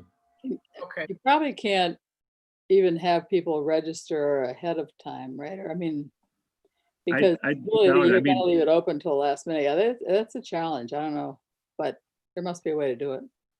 I mean, the current system sort of relies on the honor system. And first of all, people they can't call in from California. They have to actually make it to the site. And the other thing is you tend to know them. And if I saw somebody there I didn't know who, didn't appear for some or didn't know anybody appear to be in the district, then maybe they could be challenged. But we don't have, it's been totally unnecessary. Right. But I'm worried that when we have 400 people phoning into a Zoom meeting, how we manage that. Yeah. Also, there's still security issues with like open Zooms. Like for a while when Zoom was first happening, you were getting a lot of Zoom bombs and stuff. That's still happening when they're open. I mean, that has happened with Percy Brown. They've had some bad experiences. Yeah. Yeah. So that's the other concern, is that you lose all the security by opening it totally to the public. Yeah. So. Well, you've got this issue with Zoom bombing and. Yeah, and that's the whole issue is the participation. We'll definitely live stream it so people can view. It's just, do you want those people to be able to participate and vote? By the way, the Monona TV YouTube channel is down right now, so you can't. Doesn't appear to be live stream. Really? Could you do it in person and then still allow people the option of registering ahead if they couldn't come in person, if they preferred not to come in person, as opposed to having the whole thing be virtual? I don't know. I'm just trying to like if you ran it almost like a conference. Because I just heard about this happening locally to a couple community discussions that had very, very unpleasant Zoom bombs where they had to cut off the meeting. Yeah. And it just concerns me about, Yeah. I think you should take a look and consider the stadium. More people will be more comfortable. Weather, well, yeah, beginning of September it should be. We're doing it in September. We're not doing it in October, right. So. Well, you actually get to decide as a board, not me. So. That's right. No. Well, we'd have to have a rain plan to go into the auditorium if we did that. Yeah, we'd have to have a rain plan. Yeah. Yeah, no, but consider, because, yeah, I mean, if it can't be done, we have to rely on you to tell us what can and can't be done now. I'd feel comfortable with the auditorium in that. I mean, that's a pretty big space. I think we could Yeah. easily spread Mhm. people out and, you know, And I think if we advertise it there, I mean, if there was someone who really felt uncomfortable or really wanted to come, they could register. So, I mean, just so we'd have some control, I just am reluctant to throw it wide open. I don't know. Would we be able to require masks? Yes. Yes. Under Yeah. Dane- Yeah, because Dane County. County requires masks. Mhm. Yeah, yep. Yep. Okay. It So would- sound That's like probably my preference. Yeah. yeah. So sounds like we are agreeing to the auditorium with mask and have masks and everybody spread out safely. Okay. so we do need board action on that to change the location. Oh, Okay. it's down here as a discussion item, but okay. No, I think we're on action No, items, right? I would make a motion that the board change the location of the 2020 annual meeting to the high school auditorium or the high school stadium as appropriate. Second. Okay. Any further discussion? Hearing none, all in favor, Elizabeth Cook. Aye. Susan Fox, Aye. Eric Hart, Aye. Susan Manning, Aye. Peter Sobel, Aye. Lorraine Gage, Aye. Andrew McKinney, aye. The ayes have it, motion carries. Thanks for that, Peter. All right, moving We'll figure it out. Yeah, right. moving to discussion items. Annual meeting agenda. And I had jumped ahead of it to this. Yeah. It's so it's the typical same agenda we've used. Yeah. There's no special items that we have on, so just for information purposes. Oh yeah, that looks short and sweet. I love it. Does, looks good. Is there? All right. Any Just discussion on it? Go ahead. Peter. just for the public, if and somebody from the public wanted to hear or see something on the agenda, what should they do ahead of time? So, so if someone wants to bring something up that's statutorily, what should I say, acceptable, it does not have to be on the agenda. Ahead of time. So I think it probably, that's a good question. I think certainly anytime someone can share in advance that what their intention is, because there's a little bit of a question, who even has the authority to set the agenda? It's not a board meeting. And so, and what my understanding is the agenda doesn't really matter. There's a number of things you have to do statutorily, whether it's in a printed agenda or not. And those other things can come up. So I think to answer your question, Peter, I think, yeah, definitely contacting our office if they had an item they'd like to bring up would be helpful. And if they intend to do it, I guess I would probably put it on the agenda, so that everyone is aware that this item's coming up. Okay. All right, moving on to School Resource Officer Agreement for 2020-2023. Okay, so so we had a discussion at the last meeting. So just a quick reminder of where we're at with this process. So the agreement with both the City of Monona and Village of Cottage Grove expired at the end of the last school year, on June 30th. And so it was up for renewal. And at the last meeting, we had a number of our administrators present to just answer questions and talk a little bit about their experiences and working with the SROs in the schools and the type of things that they do and so on. So it was more or less a dialogue and opportunity for you as board members to ask questions of our administrators about specifics about what they do and relationships and so on. For this evening, I'd like to do two things. First of all is give you an update on a potential written agreement. And then secondly, give you an opportunity to have a discussion amongst yourselves, about the agreement and and where you're at with that. And then whether there's any kind of, it's not up for vote tonight, but whether there is some sort of consensus, is there additional information or research you'd like me to do to bring back to the next meeting? And you can take the discussion wherever you'd like. So with regard to the agreement, the copy of the expired agreement has been posted. I did not share publicly the draft of a potential new agreement because we're still under review of legal counsel. But the one that I shared with the board was drafted by our legal counsel. And you'll notice it's not a strike-through version because it's completely rewritten. And so it's much more explicit about what those duties would be. We've talked about the line between school rules and discipline versus law enforcement and criminal activity, and that we shouldn't be crossing those lines. That's spelled out much more clearly in the proposed new agreement. And so that proposed agreement written by our attorneys has been sent to both the city and the village for their review. They are still reviewing. I have not gotten a response yet about the proposed, new agreement. And so that's where we're at procedurally as far as a written agreement. So at this point, I can take questions about anything that's in that draft agreement, but then also, again, an opportunity for you just to have a dialogue in general about the program and your thoughts about renewal or not renewal. Susan Fox. Well, just first to start off, because this has already come up as well, since we're starting virtually, we aren't going to be, even if we decide to renew, we won't be doing it until we go back in person, right? So that's a given off the top.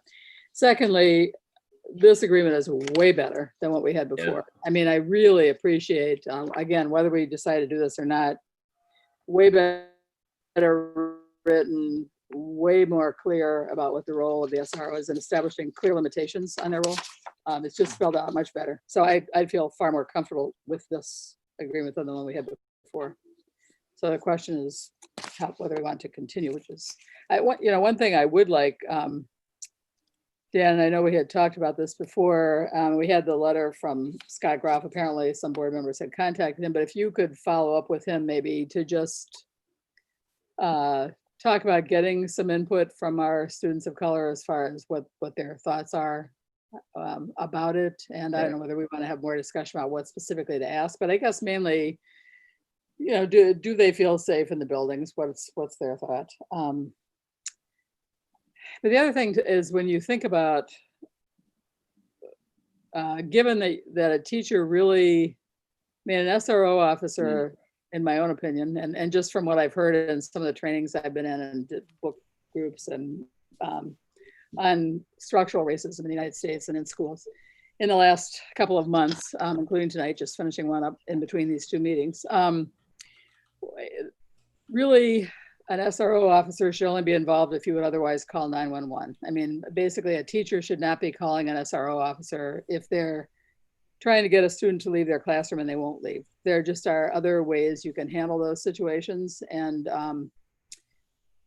so really very limited role. I know the safety officer at Verona gave a presentation in the Hidden Barriers to Equity class that I took a little bit ago and was just excellent in outlining, the purpose and the value is that if there is an incident where police would be called, you do have the SRO officer dealing with a student. Now, how often that happens, it doesn't happen very often. So I'm just,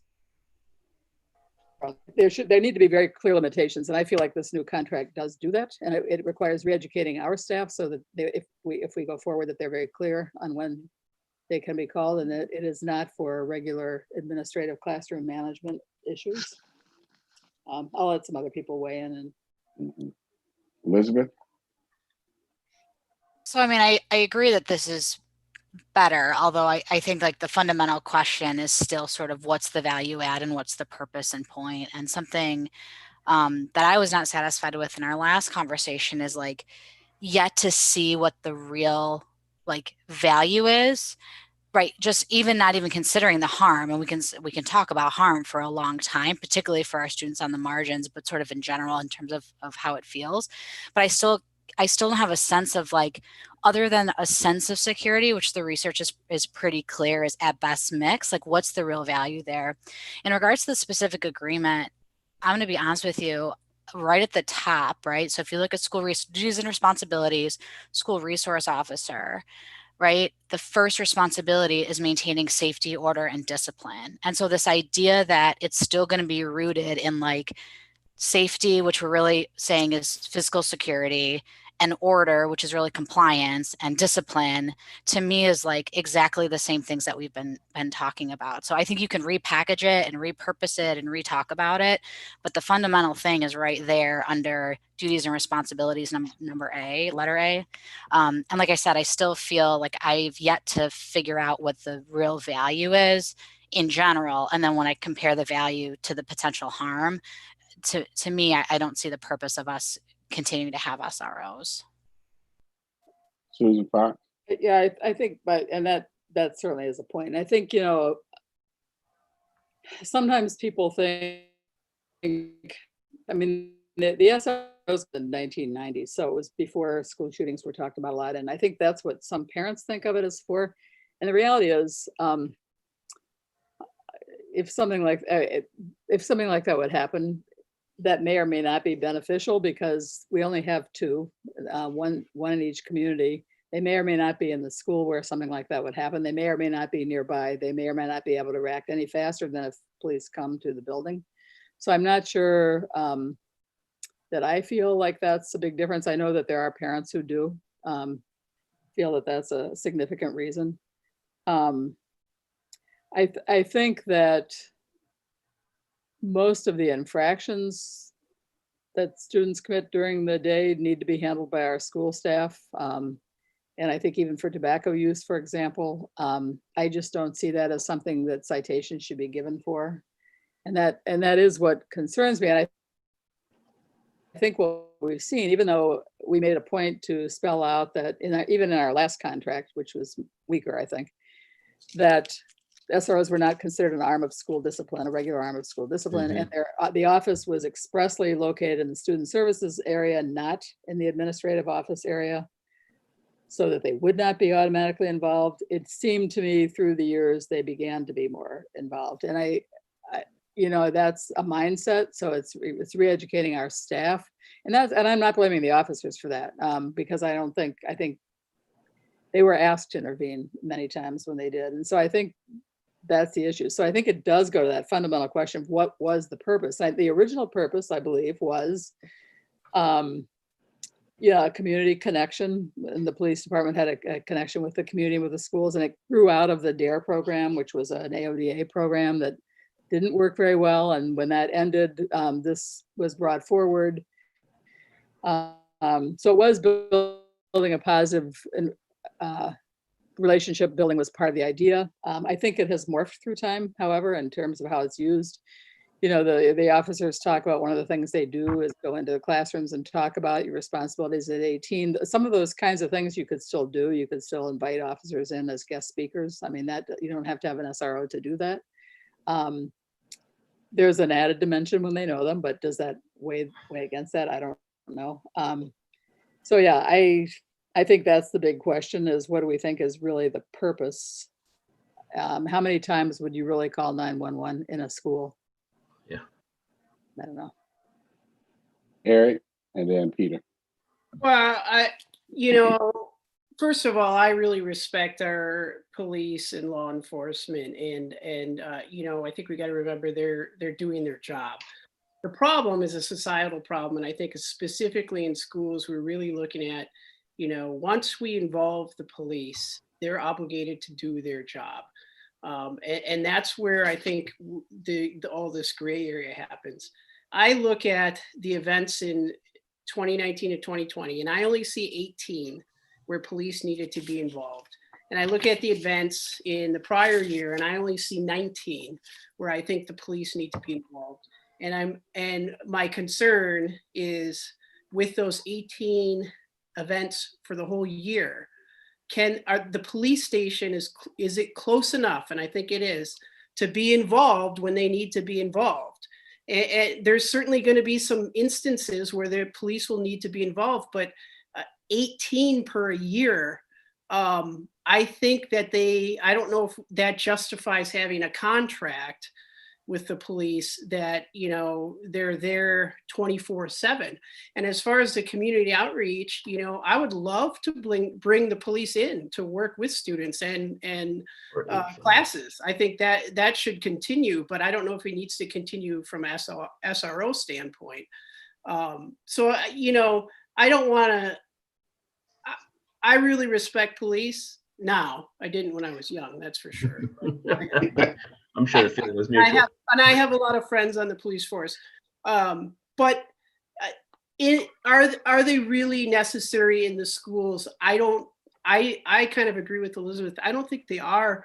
I think we need to be creative and find ways that they can still be doing the community outreach, and those 18 or 19 or 20 times where they do need to be involved, have a system set up where they can be involved at a quick response when we need them to be there. But does that justify a contract, an SRO contract? I don't know if it does. Peter? First of all, the proposed contract is infinitely better than the old last one because it actually lays out a lot of details. But there's also this, I think, as Elizabeth pointed out, kind of this flaw, which is the last one in some sense was superior in that it said the police will do police functions, and that was it. And here we have maintaining safety, order, and discipline. Those aren't police functions. That's administrative functions. I mean, one could argue about safety, protection from, you know, outside threats or something, but certainly maintaining order and discipline is administrative functions and not a police function. And so I have more than a quibble with the proposed contract as it's written. Now I'm trying to get around this issue. So we have, I think the problem is that we have these resources that we pay for out of the Fund 80. And there's this person who's there that the administration and the people in the school can use, and everybody knows everybody's got plenty to do in a school. And so they're going to default to using what's available. And I think over time, what has happened is then that the school resource officer has become an integral part of what we do in maintaining safety, order, and discipline. What I would argue is that this contract as it's written here, this proposed contract, actually probably reflects much more accurately than what we do, which is we integrate these officers into the maintaining safety, order, and discipline. Question is, can we do that in a way that's appropriate for dealing with students? Or do you know, and I worry that there aren't any bright lines. I worry about the gray area of things moving inappropriately one way or the other. I do like that in item B, there's a note that the district administration has sole discretion about determining which matters are sort of become police matters.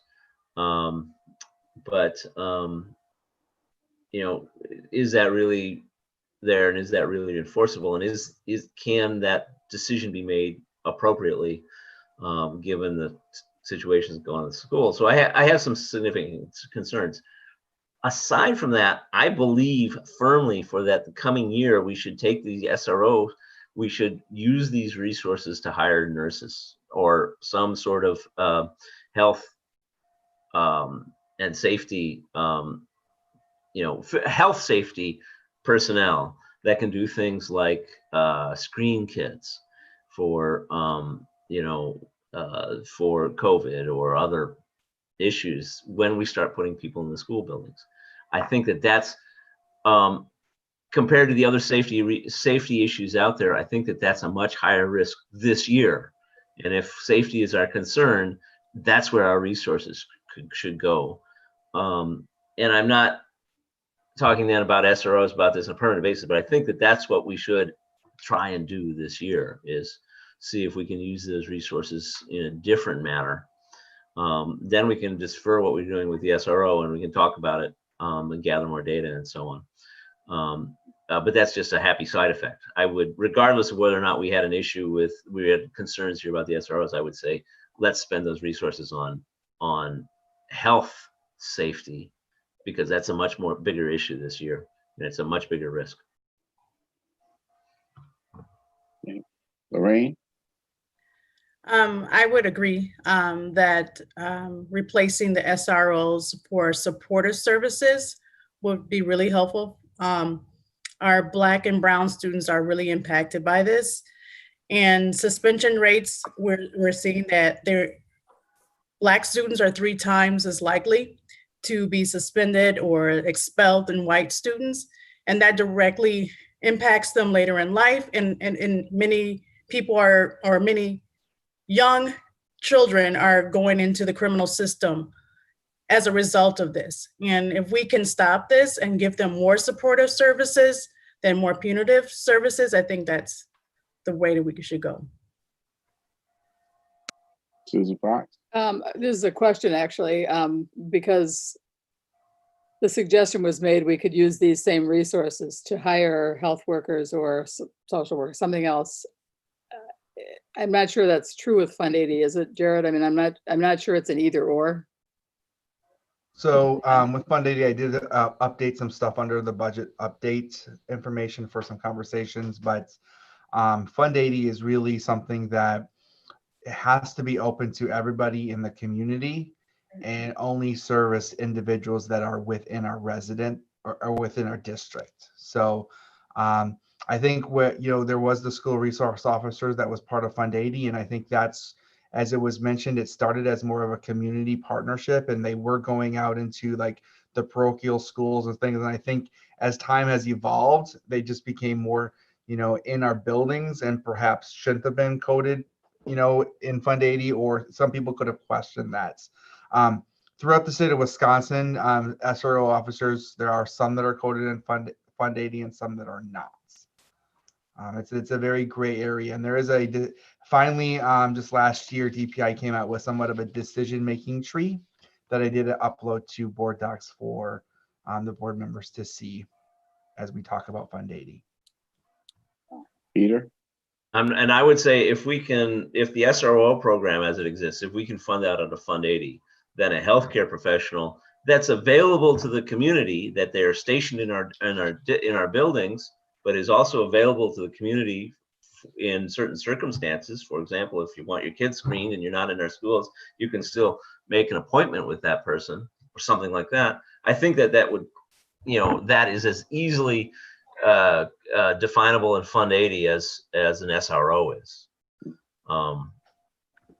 At least the way currently the city and the village at least pay part of their salaries because, and also they are on call for this. I mean, if something comes up and they're needed, they do still serve the whole community, which if we're talking about the school district hiring a healthcare worker, we're paying the total salary and they're going to also be available to the community.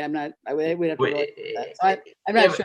It might be workable. If it's workable, whether it's a shared resource doesn't make a difference in terms of Fund 80, unless that sharing, unless they're available to the community. If we're paying half of somebody on their time, on that 50%, they have to be available to the community, not just to us. Well, right, that's right. If we're paying for that, well, that's right. If it's Fund 80, if we're paying 10%, they still have to be available to the community on the 10% that we pay. Right. So, but it's a shared cost right now, is what I'm saying. Yeah. No, you're right. Right. And I'm probably with a little creativity, and I have no objection. I think that having healthcare professionals that are available to children in the community as a resource, and that once in a while they go over to IHM, or IHM has a concern about a student that comes in and appears to be not feeling well, and that person goes over to IHM. I have no problem with that, because I think that that's exactly what community funding is for, is to help, is for something where we can serve the community. And there's nothing that's going to be better for the community this year in terms of safety than finding a way to add healthcare services related to the pandemic. And anyway, I'm sure with a little creativity, we could do it. Okay. All right. Any more discussion? All right. Well, Dan? I guess I am looking for a little bit of direction. I think you're looking for more guidance. Yeah, so we have a couple options. If there appears to be consensus that or a majority that really is not interested in renewal. I mean, right now we don't have a contract. So you take no action at all, there's no resource officer. So it's not a matter of canceling the contract, it's already expired. So what I guess I'm looking for guidance on is, do we just, put it on hold, or do we bring it back to the agenda? And do you want to formally take a vote at some point?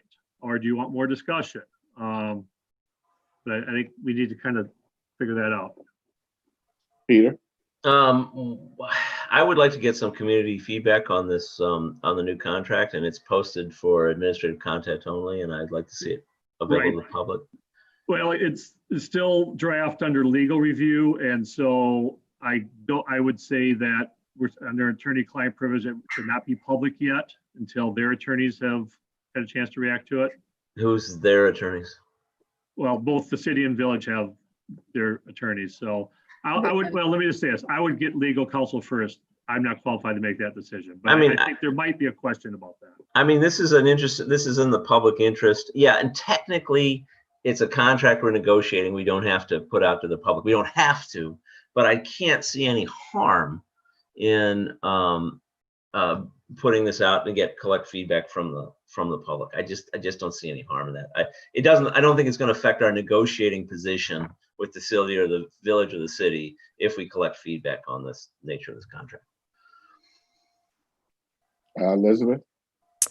I disagree with Peter, not specifically around whether or not this would be out to the public for public comment, but around the point that I feel like, my understanding anyway, I'm pretty new around here, but one of our charges is around like good fiscal stewardship, right? And so when I think about the fact that we're allocating dollars, regardless of what fund they come out to something that we know, right, the evidence shows us, right, is harmful to students, particularly our students of color, who we are intensely focused on as a district in part of our equity work, right, and ensuring that our students are really feeling safe and supported and seen.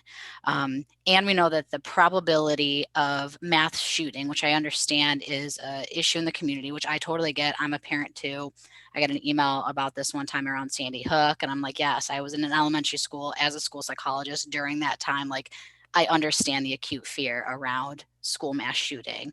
The probability of that happening is extraordinarily low, and there's very little evidence that folks that have SROs during those times, that those SROs have been able to be useful during those instances. And then to Eric's point around, like, let's say, round numbers, 20 instances where police involvement would be, let's say, warranted, for example. Like, is that enough to say, like, yes, this is a significant investment that we need to do? And from my perspective, we're not being good stewards of both the mission of the district and our charge as fiscal, being fiscally responsible to say, yes, that is. And so let's let the community look at a contract and see what they think about it. And so that's my perspective on that. Susan Manning? I really appreciate the board feedback on this, and I think it's really helpful. I think I heard this repeatedly from the board, I would still like to get feedback from the students and the teachers. And if Scott could be a resource for that, I think that would be absolutely great. I think it would bring us into on a pathway of more solid finality about this issue. The truth is, one of the principals at Waukesha High School, where there was a shooting, not 6 months ago, is an MG grad. So the balance thing is so incredibly difficult. And yet we have to make the students feel safe. And how do we do that? And I don't know the answer. So what I need is feedback. I need more feedback. I need feedback from our teachers and our students, all of our staff, actually.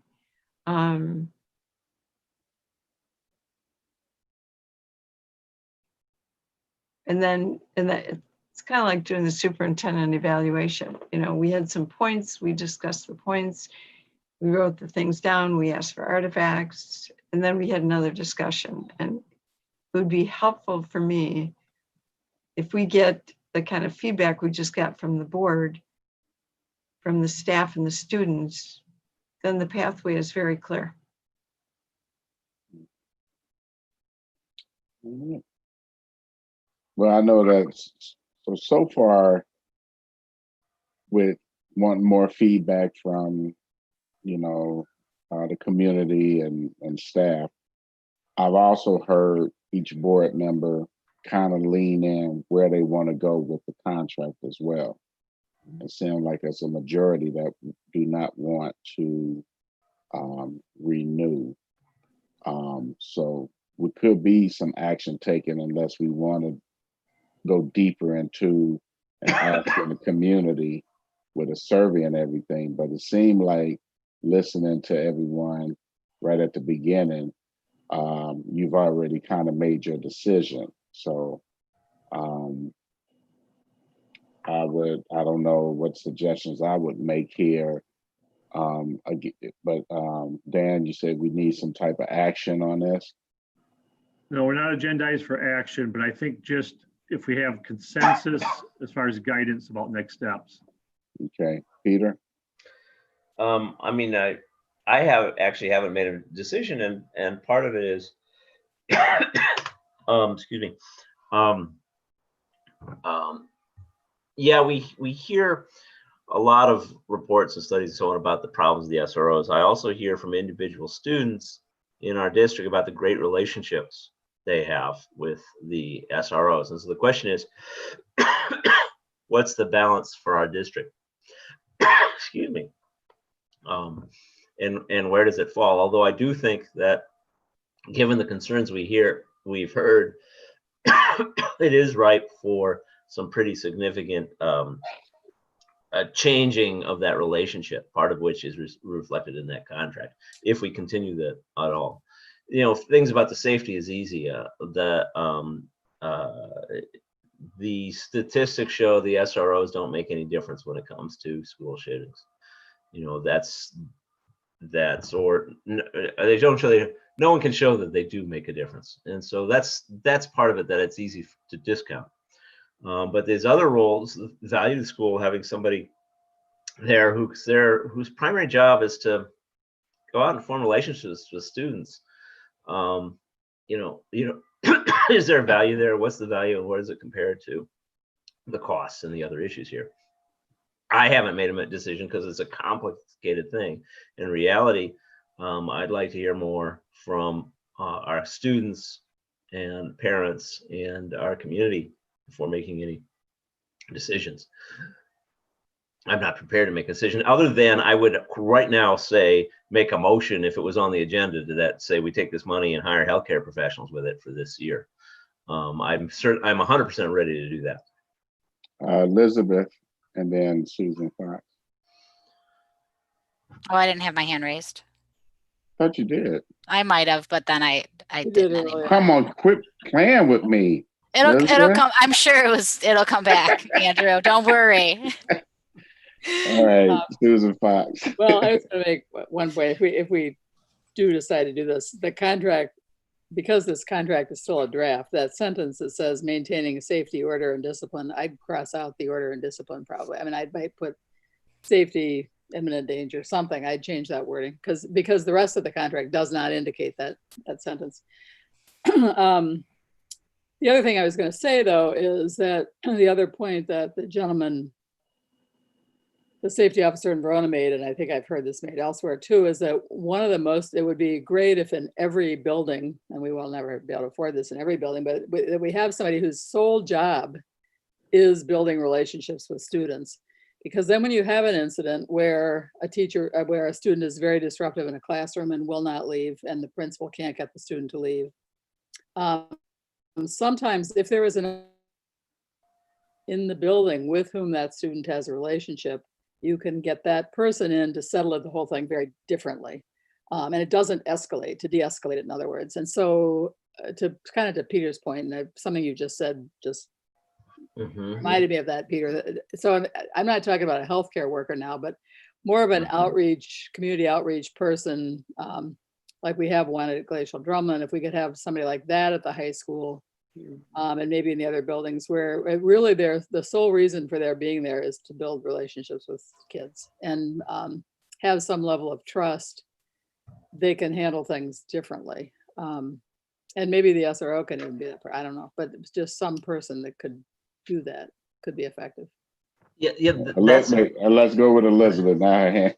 I remember this time. Okay. No, I mean, I agree with Susan. And so, I mean, the fundamental question to me is like, why do we feel like our students need to build relationships with a police officer, right? Like real deep, intimate relationships. I understand community benefit. I understand like thinking about how a variety of community folks sort of work and understanding how that process is. But if what we're really saying is the need, and I think we talked about this at the last board meeting, that the real need is to have more adults in our spaces that care about kids, that are there to establish relationships, that are there to promote positive culture and climate, then that to me is outside the fundamental scope of what a police officer does, right? Or should be intended to do. And so if that's our goal, that is to me is a lofty goal. I think community connection and community benefit is a lofty goal, but then we should be siphoning funds towards that goal and not trying to repurpose something that we know is harmful, right? Like to our students of color in particular, our LGBTQ students, we heard about that in the comments today, and systemically has major problems that are against our mission and vision to try to fulfill a goal that really should be filled in a different way and elsewhere. Yeah, Peter? Yeah, that's right. And Susan Fox, you're exactly right. You know, we talk about building a relationship.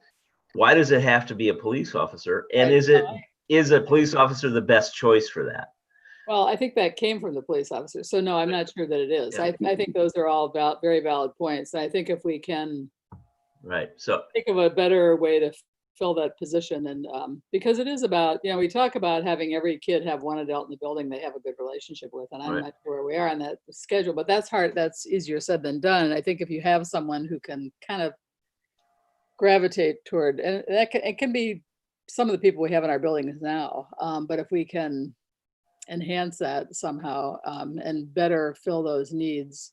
You know, I think the other thing is that we hear is that they head off problems. I mean, we used to have, I don't know what level we still have, but they'll hear about events going on, whether it's drinking parties or drug use or whatever it is, and they can kind of head that off, but other people can head that stuff off too. Right, exactly. And it doesn't, so I think there are different ways to handle those things, and maybe better. That's better. I don't know that can't say that I know for a fact how all of our students, I mean, we've heard from some students. We have not heard from students of color. We haven't heard. So I'm not sure I can say for a fact that our students of color are not comfortable. I mean, we're doing a national, you know, if our police officers do relate very differently to our kids than they do in big cities. So I don't know if that makes a difference. I don't, you know, I just don't know that for a fact. But that aside, I'm kind of, as I'm thinking through this, not sure I do have to know that, because I'm thinking about really the bottom line is maybe that's just not the best way to go about the skill set we're looking for is, I think, maybe as big a question to ask. August Vollmer, who was the chief of police in Berkeley, and he is essentially widely credited with creating the modern police force, defining what the police force is. He was very much against police doing, you know, he thought police should be focused on specific, you know, crime solving, fighting issues. For example, he was very much against police doing traffic enforcement. He didn't believe that that was it was an inappropriate use of the resource, and not only that, but they didn't have the training or the skills, you know, to be a jack of all trades to do this, because when you're doing traffic enforcement, you're interacting with the public in a very different way. And you know, and this gets to the SRO. Is this the person with the right skill set to be doing this job? And what particular, you know, I don't see them having significant special training. However, I think it's a really special job to be in there in the schools and develop his racial relationship with the students. So Yeah, is this the right way to do it? Lorraine?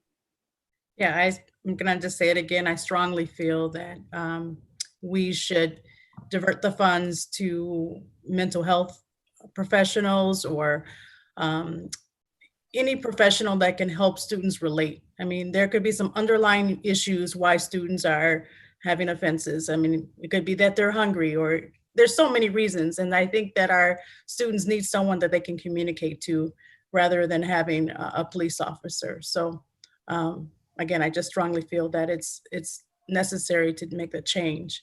Also, we received several letters today, and every one of those letters were in support of removing SRO. So I think we should listen to our community as well. All right, so Andrew, I just wanted to say one thing about what Lorraine said, and that is when Lorraine referenced, you know, if our students for those 18 to 20 incidences of fighting or other behaviors or a theft or a weapon, all of those, there's a mental health aspect that really is probably the core of what's happening there. Because, you know, I don't think anybody wants to be doing those things, but there are some very serious mental health and probably personal family things, community things happening. And that's why that happens. So if we can try to look at the problem in a different aspect, I agree with you, and that's a good point. mhm. Okay, so Dan, I guess what we need is a little bit more data, and then we come back, and then we all feel that we can make a vote next month. Well, what kind of data are we asking for specifically? Well, I heard someone say wanted to get some data from the community and the teachers and also the students. We asked for the teachers and the students. And Dan, when we started this meeting, talked about resourcing to Scott. And then at least one board member said, I'd like to hear from the students. So that's what he's alluding to. Well, and I was asking for that too. And when I said, by the way, I'm not, as I think through this, I don't know that I feel I do need to hear from this. It's not because their opinions aren't valuable. It's because I'm thinking, I'm not even sure that I want to pursue this. But if we are going to still leave it in limbo and consider it, then yes, I think we do need to get feedback from how students really feel and how students of color really feel, and not how other people assume they feel, and which maybe they know, maybe they don't. I don't know. I mean, and staff as well. What does staff think is the role? If we're going to go down that road of getting, and I guess surveying them, I'm just not sure. I'm sensing enough support on the board. Yeah, same with me. Go forward with that. Yeah, Peter. I don't think we should just leave it in limbo, which is an option. We can just not do anything, and we don't have a contract right now, and that doesn't do. I think we should take a look at this money and these resources and decide over the long term what the best way to spend them is, and make a deliberate decision about how we're going to do this going forward. If it's an SRO or if it's something else. We do have the Parent Equity Council, which I think might be a good resource for bringing into play here. For evaluating and getting data and feedback and thoughts on this. Right, and we haven't had that. And I guess if Jared could investigate, well, I mean, if you've already been looking at what's necessary to qualify for Fund 80, and we can come up with something that works. I think that's a good point. And actually, I've been recommending for almost 2 years now that we have Katie Schmidt, who's the medical director at the Children's Adolescent Psych Facility, come and speak to us. Part of that is she really understands the need for these services, and she's in her new addition, she's added a training room because she thinks it's really important for people to be trained in the identification and intervention with students. So again, it's kind of like using Rainey and Percy Brown, having people with broad experience and expertise helps us in our thinking about this. Mhm. Elizabeth, I saw your hand go up. Yeah, I mean, again, I mean, similar to what you were saying, Susan Fox, like, I don't know that I necessarily like need voices, right, in order to like recognize what the data says and what our responsibilities are, and being able to utilize the funds in what I feel like is a more responsible and useful way. I will say this, and I did share this with Scott. If our intention is to engage with our students and really get youth voice on this, right? I think that's always a lofty goal, to get youth voice. I want to be very clear with our youth and with Scott and whoever's going to help support this, that this is really about like their own individual experiences, and that is not their responsibility to sort of educate the board or the community on kind of what we already know, right? To be kind of the systemic issues with policing in the communities, particularly Black and Brown communities, what we know about school to prison pipeline and policing the schools and incidences of shooting and all of those kinds of things. Like, that's information that we can mine ourselves. And so I just want to make sure that as we're getting voices, we're really looking at them kind of from their individual experience voices, my thoughts and feelings here only, not as a representation from a collective, or not in a way for broad education. And I think that's really, really critical as we engage our youth in really meaningful, authentic ways. Right. Well, yeah, and I guess the other thing about that is, I mean, we're fortunate to have two officers that do have some pretty good relationships with kids. And I think the other thing we talked about was, in talking about this issue, we shouldn't be talking about those personalities. We should be talking about the position and how's the position best filled. So when you do a survey, part of the results are going to be related to those personalities, because kids have some positive. Some kids have some positive relationships. Well, and what's our harm ratio, right? Pardon me? Like, what's our ratio for harm, right? So if 5% of the students say that they have harm, if 10%, if 20%, I mean, like, at what point do we decide that this point is feeling, that their learning is disruptive because they're in a more dysregulated state, but like, that's a risk we're willing to take because it's 5% or 7% or 10%. And that, like, it's going to get dicey, I think, in a really problematic way. I think it potentially could. And that's kind of one of my concerns about that survey too. Yeah. So anyway, does that help you at all, Dan?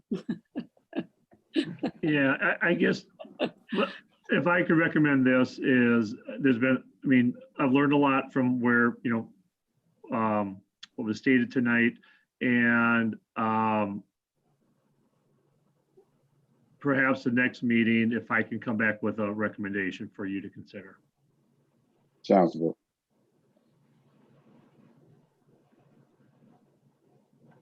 So I agree with Peter. I don't think, I think to just simply not take any action and let it, I think we need to be clear. It's yes or no. And I agree with that. Yeah. I mean, Peter, I would support you had an idea to a motion, didn't you? I mean, it's not agendized for action. We're not agendized to. Yeah. I just said I would. But I mean, I know it's not agendized for that, but I mean, yeah. Well, I guess, Dan, what you're saying then is correct. Never mind. Yeah, and with regard to other positions, I haven't chimed in. I've got lots of thoughts about other positions, and I don't think the two should be related. They're not at all. You don't need to eliminate SROs to add any new positions. Well, money's an issue. Right, but the reality is we're not paying for SROs regardless where we have a contract right now. School is closed. Right. So, but I think. I'm talking about when schools reopen. Yeah. Right. Yeah. And when they reopen, we have to have more healthcare regardless of whether they have SROs. We have to have isolation rooms. We have to have, so we're hiring healthcare professionals regardless when we open schools. Yeah. But I right now, nothing will improve the safety and security of this community is if we are keeping the schools from being a nexus for community transmission of COVID-19. So even if a resource is in the school, 100%, they're still doing a valuable, extremely valuable service to the community in protecting the community. Whether that follows the rules, I don't know, but I can justify it in my mind why it's important to the community. long as the DPI auditors are with you. Yeah, I know. But it's easier to get forgiveness than permission. A biggie if they're not. We don't. Okay, so Dan, you could Tell just that go to ahead and Jared. take He's the one that's got to seek both forgiveness and permission. All right, so Dan will bring this up to next month meeting for some action. All right, school renovations and construction update.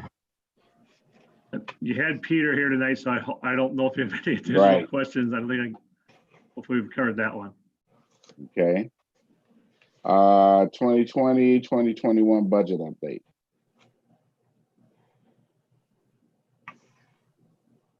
You're on mute, Jared. I guess it was my turn to do that tonight. Sorry.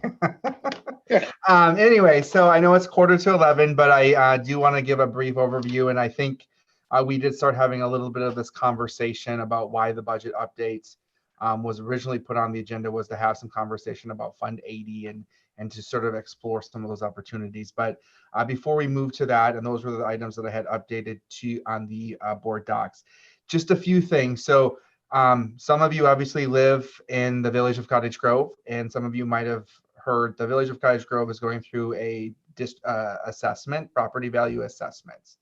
And so there is some speculation out there that, well, there isn't speculation. I'm hearing rumors that on average house values are increasing by 25% or more. So there is also conversation that's happening that by doing this, the school district is going to get additional funds. And so I just wanted to make sure that people understand that as far as the school district, what the property value does is it takes our total levy and we divide that out by the property value. So it affects our mill rate. It does not affect the amount of money that we get to operate a school district, which is completely different than other municipalities and how they operate. And we will not know what that true impact is that happens in the village of Cottage Grove until October 1st when they release property values. But obviously some individuals, if their property value goes up more than what everybody else's goes up, they'll probably see an increase in their taxes. But if everybody goes up at the same amount, then really what happens is the mill rate goes down and they still paid the same amount even though their values went up. So I just wanted to bring that to everybody's attention in case you hear that conversation that's happening throughout the community. It does not give the school district additional funds. It actually just changes what our mill rate will look like. What we need to do with property values is we need to increase it by bringing on new property values. So we take that pie and we can spread more across of our total levy across more new properties, not by just increasing it. And part of the reason that the village of Cottage Grove needs to do this, the city of Monona did it a few years back, is their state law that requires them to have a certain ratio, and the village of Cottage Grove had fallen to that point. So it's not something that any municipality sets out to specifically raise money or get more money, because they know it's obviously not a good feeling, especially when there's a pandemic going on. But just wanted to make sure everybody was aware of what's going on as to property values. Peter? Isn't there also a factor, don't they, doesn't the state adjust based on their estimate of the average undervaluation of the municipality? So if they believe, the state believes that a municipality is behind on their assessments, that their assessments are on average low, then they multiply by some factor when they're calculating taxes. Isn't that not also true? Yep, they also have that in there. So yeah, so it does come in place, so it doesn't rise at the exact same amount, because obviously the state, as Peter stated, has probably implemented some factors to offset that, but it doesn't always match out perfectly. Yes. So. Yeah. But if it worked perfectly, these revaluations would not affect anybody's taxes, actually, but it doesn't work perfectly. And there's also, house to house differences. But it's worth, I get this all the time. It's worth, my taxes went up, you get more money for the school. No, we don't. We're allowed to levy a fixed amount. And the only thing that the value of your property determines is how much of that amount you have to pay. Yep. Any other questions on reassessments? property values. All right. So at the annual meeting that we obviously just talked about a little bit earlier, at the budget hearing portion of that, we just as a reminder, we will be presenting the preliminary budgets that the board approved in June.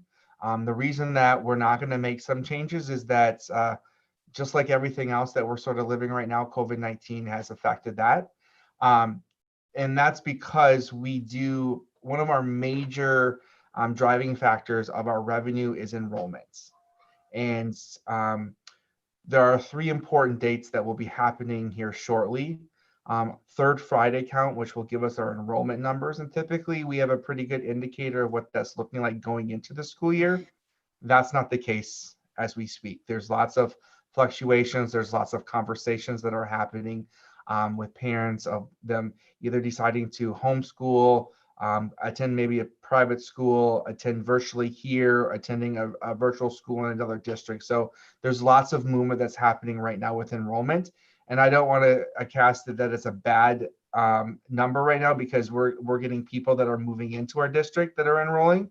We have open enrollment students that were accepted that are still going through that enrollment process. Because as you recall, open enrollment also was delayed a month. So we're also dealing with that. So we're still working through and getting everybody off the waiting list for people that decline. So there's that part of it. Then we have October 1st is when we'll have our property values that actually will be released.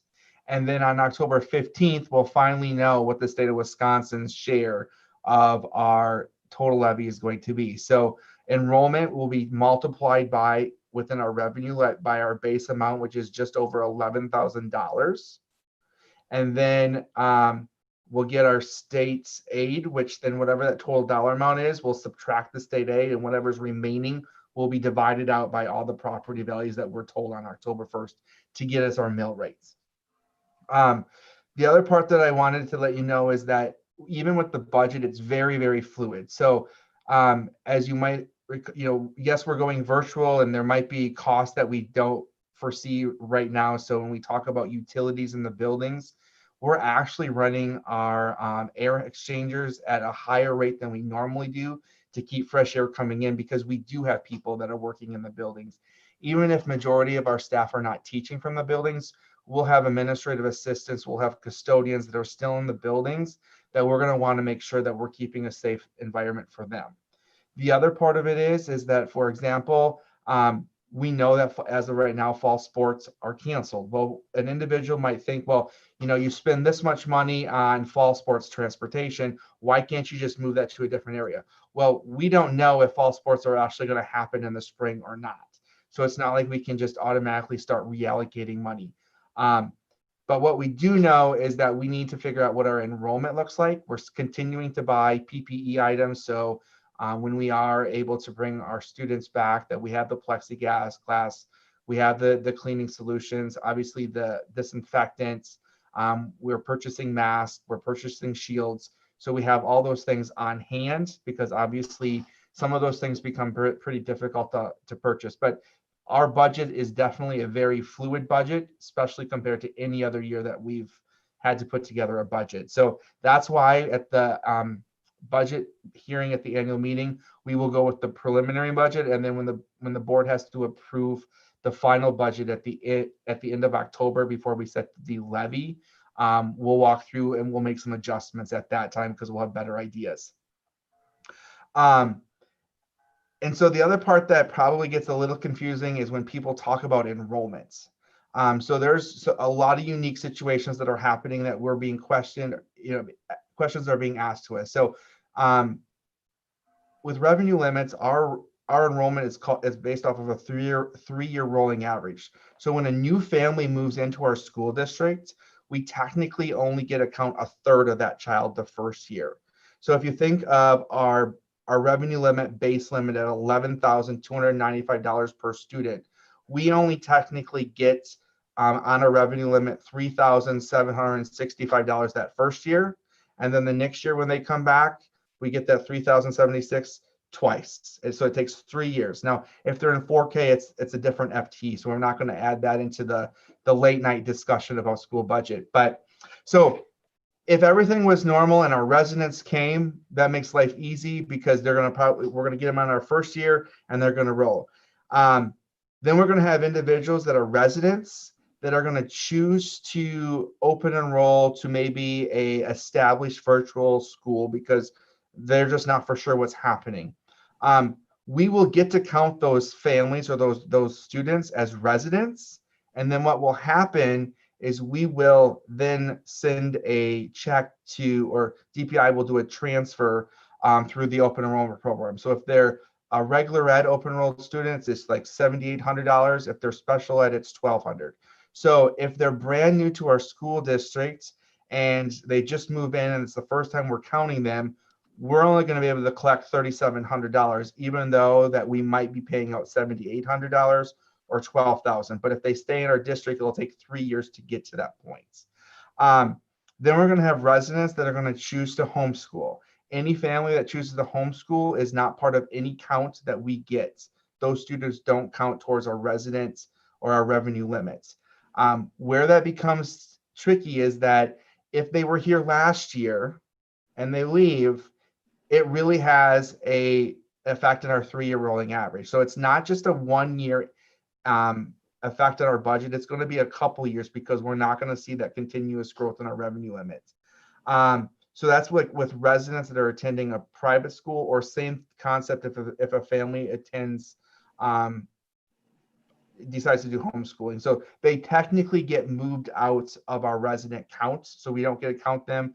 They don't go part of our revenue limit. They're not part of our total levy. So we're not collecting any revenue for them. And part of that is because the system is saying that they're not enrolled in your school district, so you should not have expenditures for them. However, part of that is that our enrollment is the 3rd Friday in September. There's also laws that require us that if we are going to change staffing for contracted and employees, some of those things have to have been done last spring. And so what we're looking at right now is what is our enrollment going to really look like this fall? So I just ran a couple of scenarios. If we technically have the same amount of residents that we had, this past year, and we didn't see any growth that we were sort of building our budget off of before, COVID-19, we'll pretty much stay flat. However, if we just lose, just say 20 students decide to go to a private school or homeschool, that's about $79,000 that the district would lose this first year in this upcoming budget year, which then would put us $78,000 behind the next year. And so that's where it becomes that, vicious cycle. But I just wanted to clarify for everybody so they understand, like when people are talking about, well, this is what I'm going to do. The other part of it is that right now for virtual education, we're through the first quarter. So families might say, you know what, I'm going to homeschool my students while MG is virtual. Well, if they come back the first week of November, we don't get to count them again until next September for revenue limit purposes.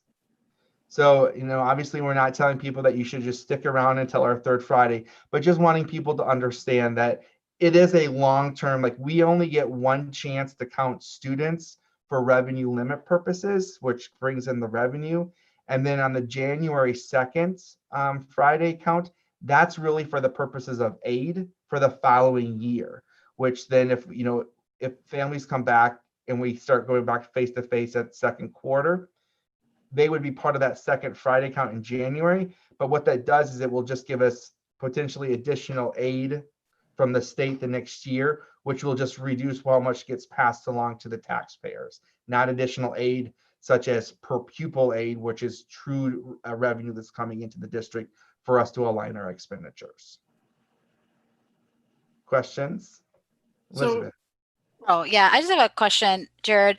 So at the state level, are there any conversations around like what to do about this year within the context of the 3-year rolling average, right? Is there any conversations about like a policy or some sort of legislative like sort of fix or patch around that? Because I think a lot of districts are going to be dealing with this sort of like potential loss in enrollment and then a re-enrollment potentially then again, let's say things are back to normal next fall.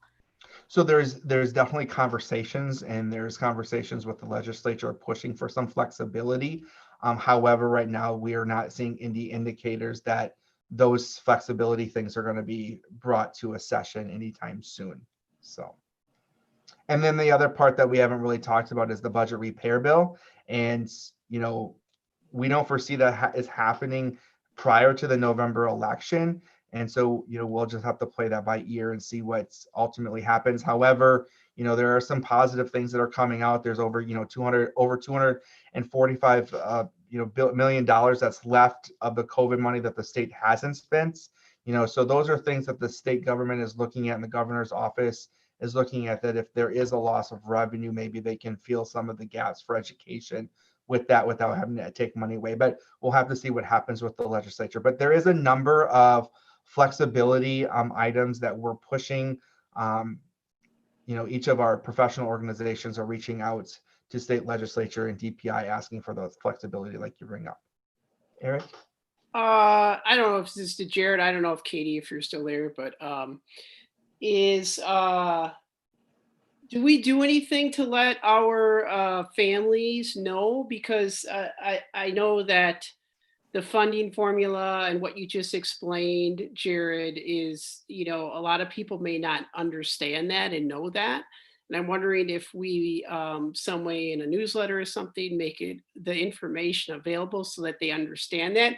I know that everybody's got to make their own decisions and families are going to make their own decisions, but if they had the information and understood, you know, that could affect the school, it might change their decision, or they might, you know, work with the school to try to make something more acceptable. I don't know. I'm not aware of us communicating anything out. Katie would be able to answer that. Yeah, so we have had a couple of questions from families come in really recently, just sort of trying to get that information, trying to make some decisions. One thing, you know, again, that web page on our website is a good source of information. And, you know, I'm also right now compiling a list of FAQs. Once we had that decision to go fully virtual, that's sort of the list of questions that are associated with only going virtual. I think that would be one of them. And that certainly that document would be shared on the webpage. You know, I do think it's something that families want to know. And that's information that we need to get out there. It's only sort of recently coming up with more families, I think, as they start to, as September 1st approaches. Yeah, and I think some other districts are starting to communicate that too, just because, you know, we want families to have all the information they possibly can Sure. to make their own informed decisions for themselves and what's best for their children. But I think it's important to have that information out there for them.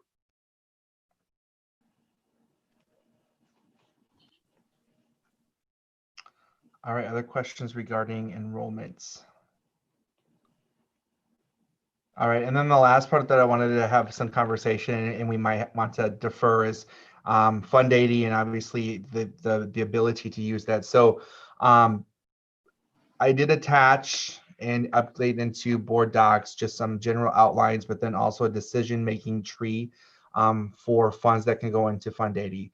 A couple things just to remember is obviously Fund 80 is unique compared to the general fund or Fund 10, because you as the board ultimately have the full flexibility to levy what you believe you want levied in Fund 80.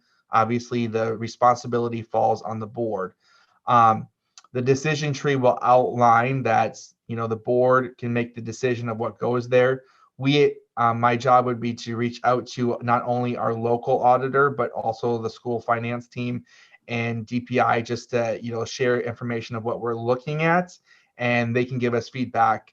Because ultimately, at the end of the day, if, you know, next year when we're getting audited for this upcoming fiscal year, and our auditors, you know, say, well, these are expenditures that don't pertain to Fund 80, what they do is they reduce our revenue limits out of Fund 10.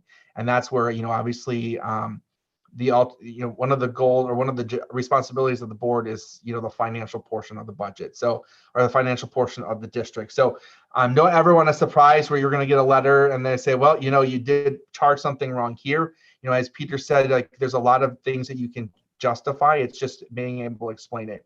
I think the key takeaway that whenever I have conversations about the Community Service Fund or Fund 80 is that it has to serve or be available to everybody in our community.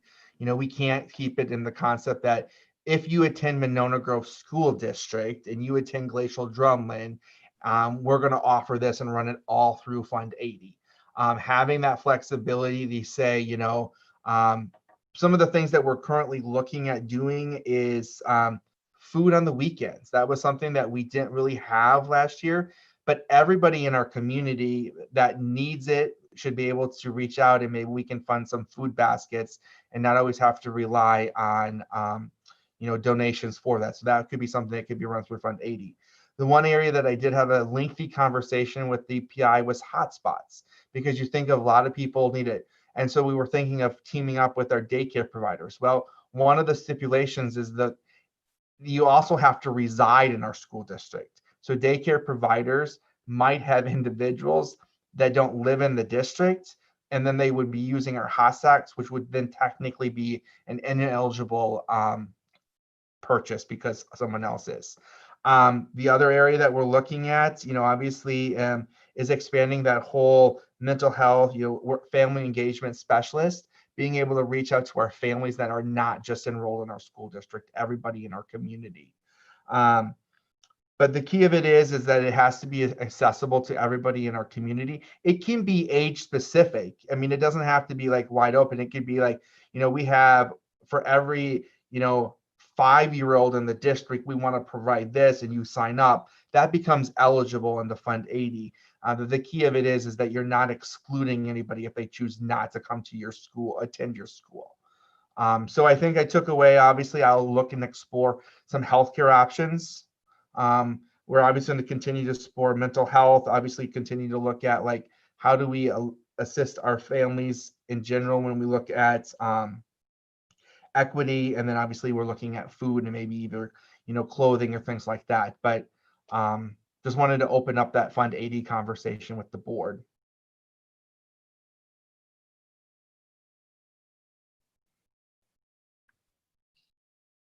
It's a late night, Jared, to open up that conversation. I would agree. So I will continue to work. And like Dan and I talked about, we don't always, I mean, we obviously have some ideas of what the needs are. But if you think of some needs, please pass those along as we explore that. And I think we can have some more conversation at the next board meeting. Right at the top, it says we should develop policy, and that's sort of the first step we should consider. Mm-hmm. All right, thank you, Jared. All right, meeting dates.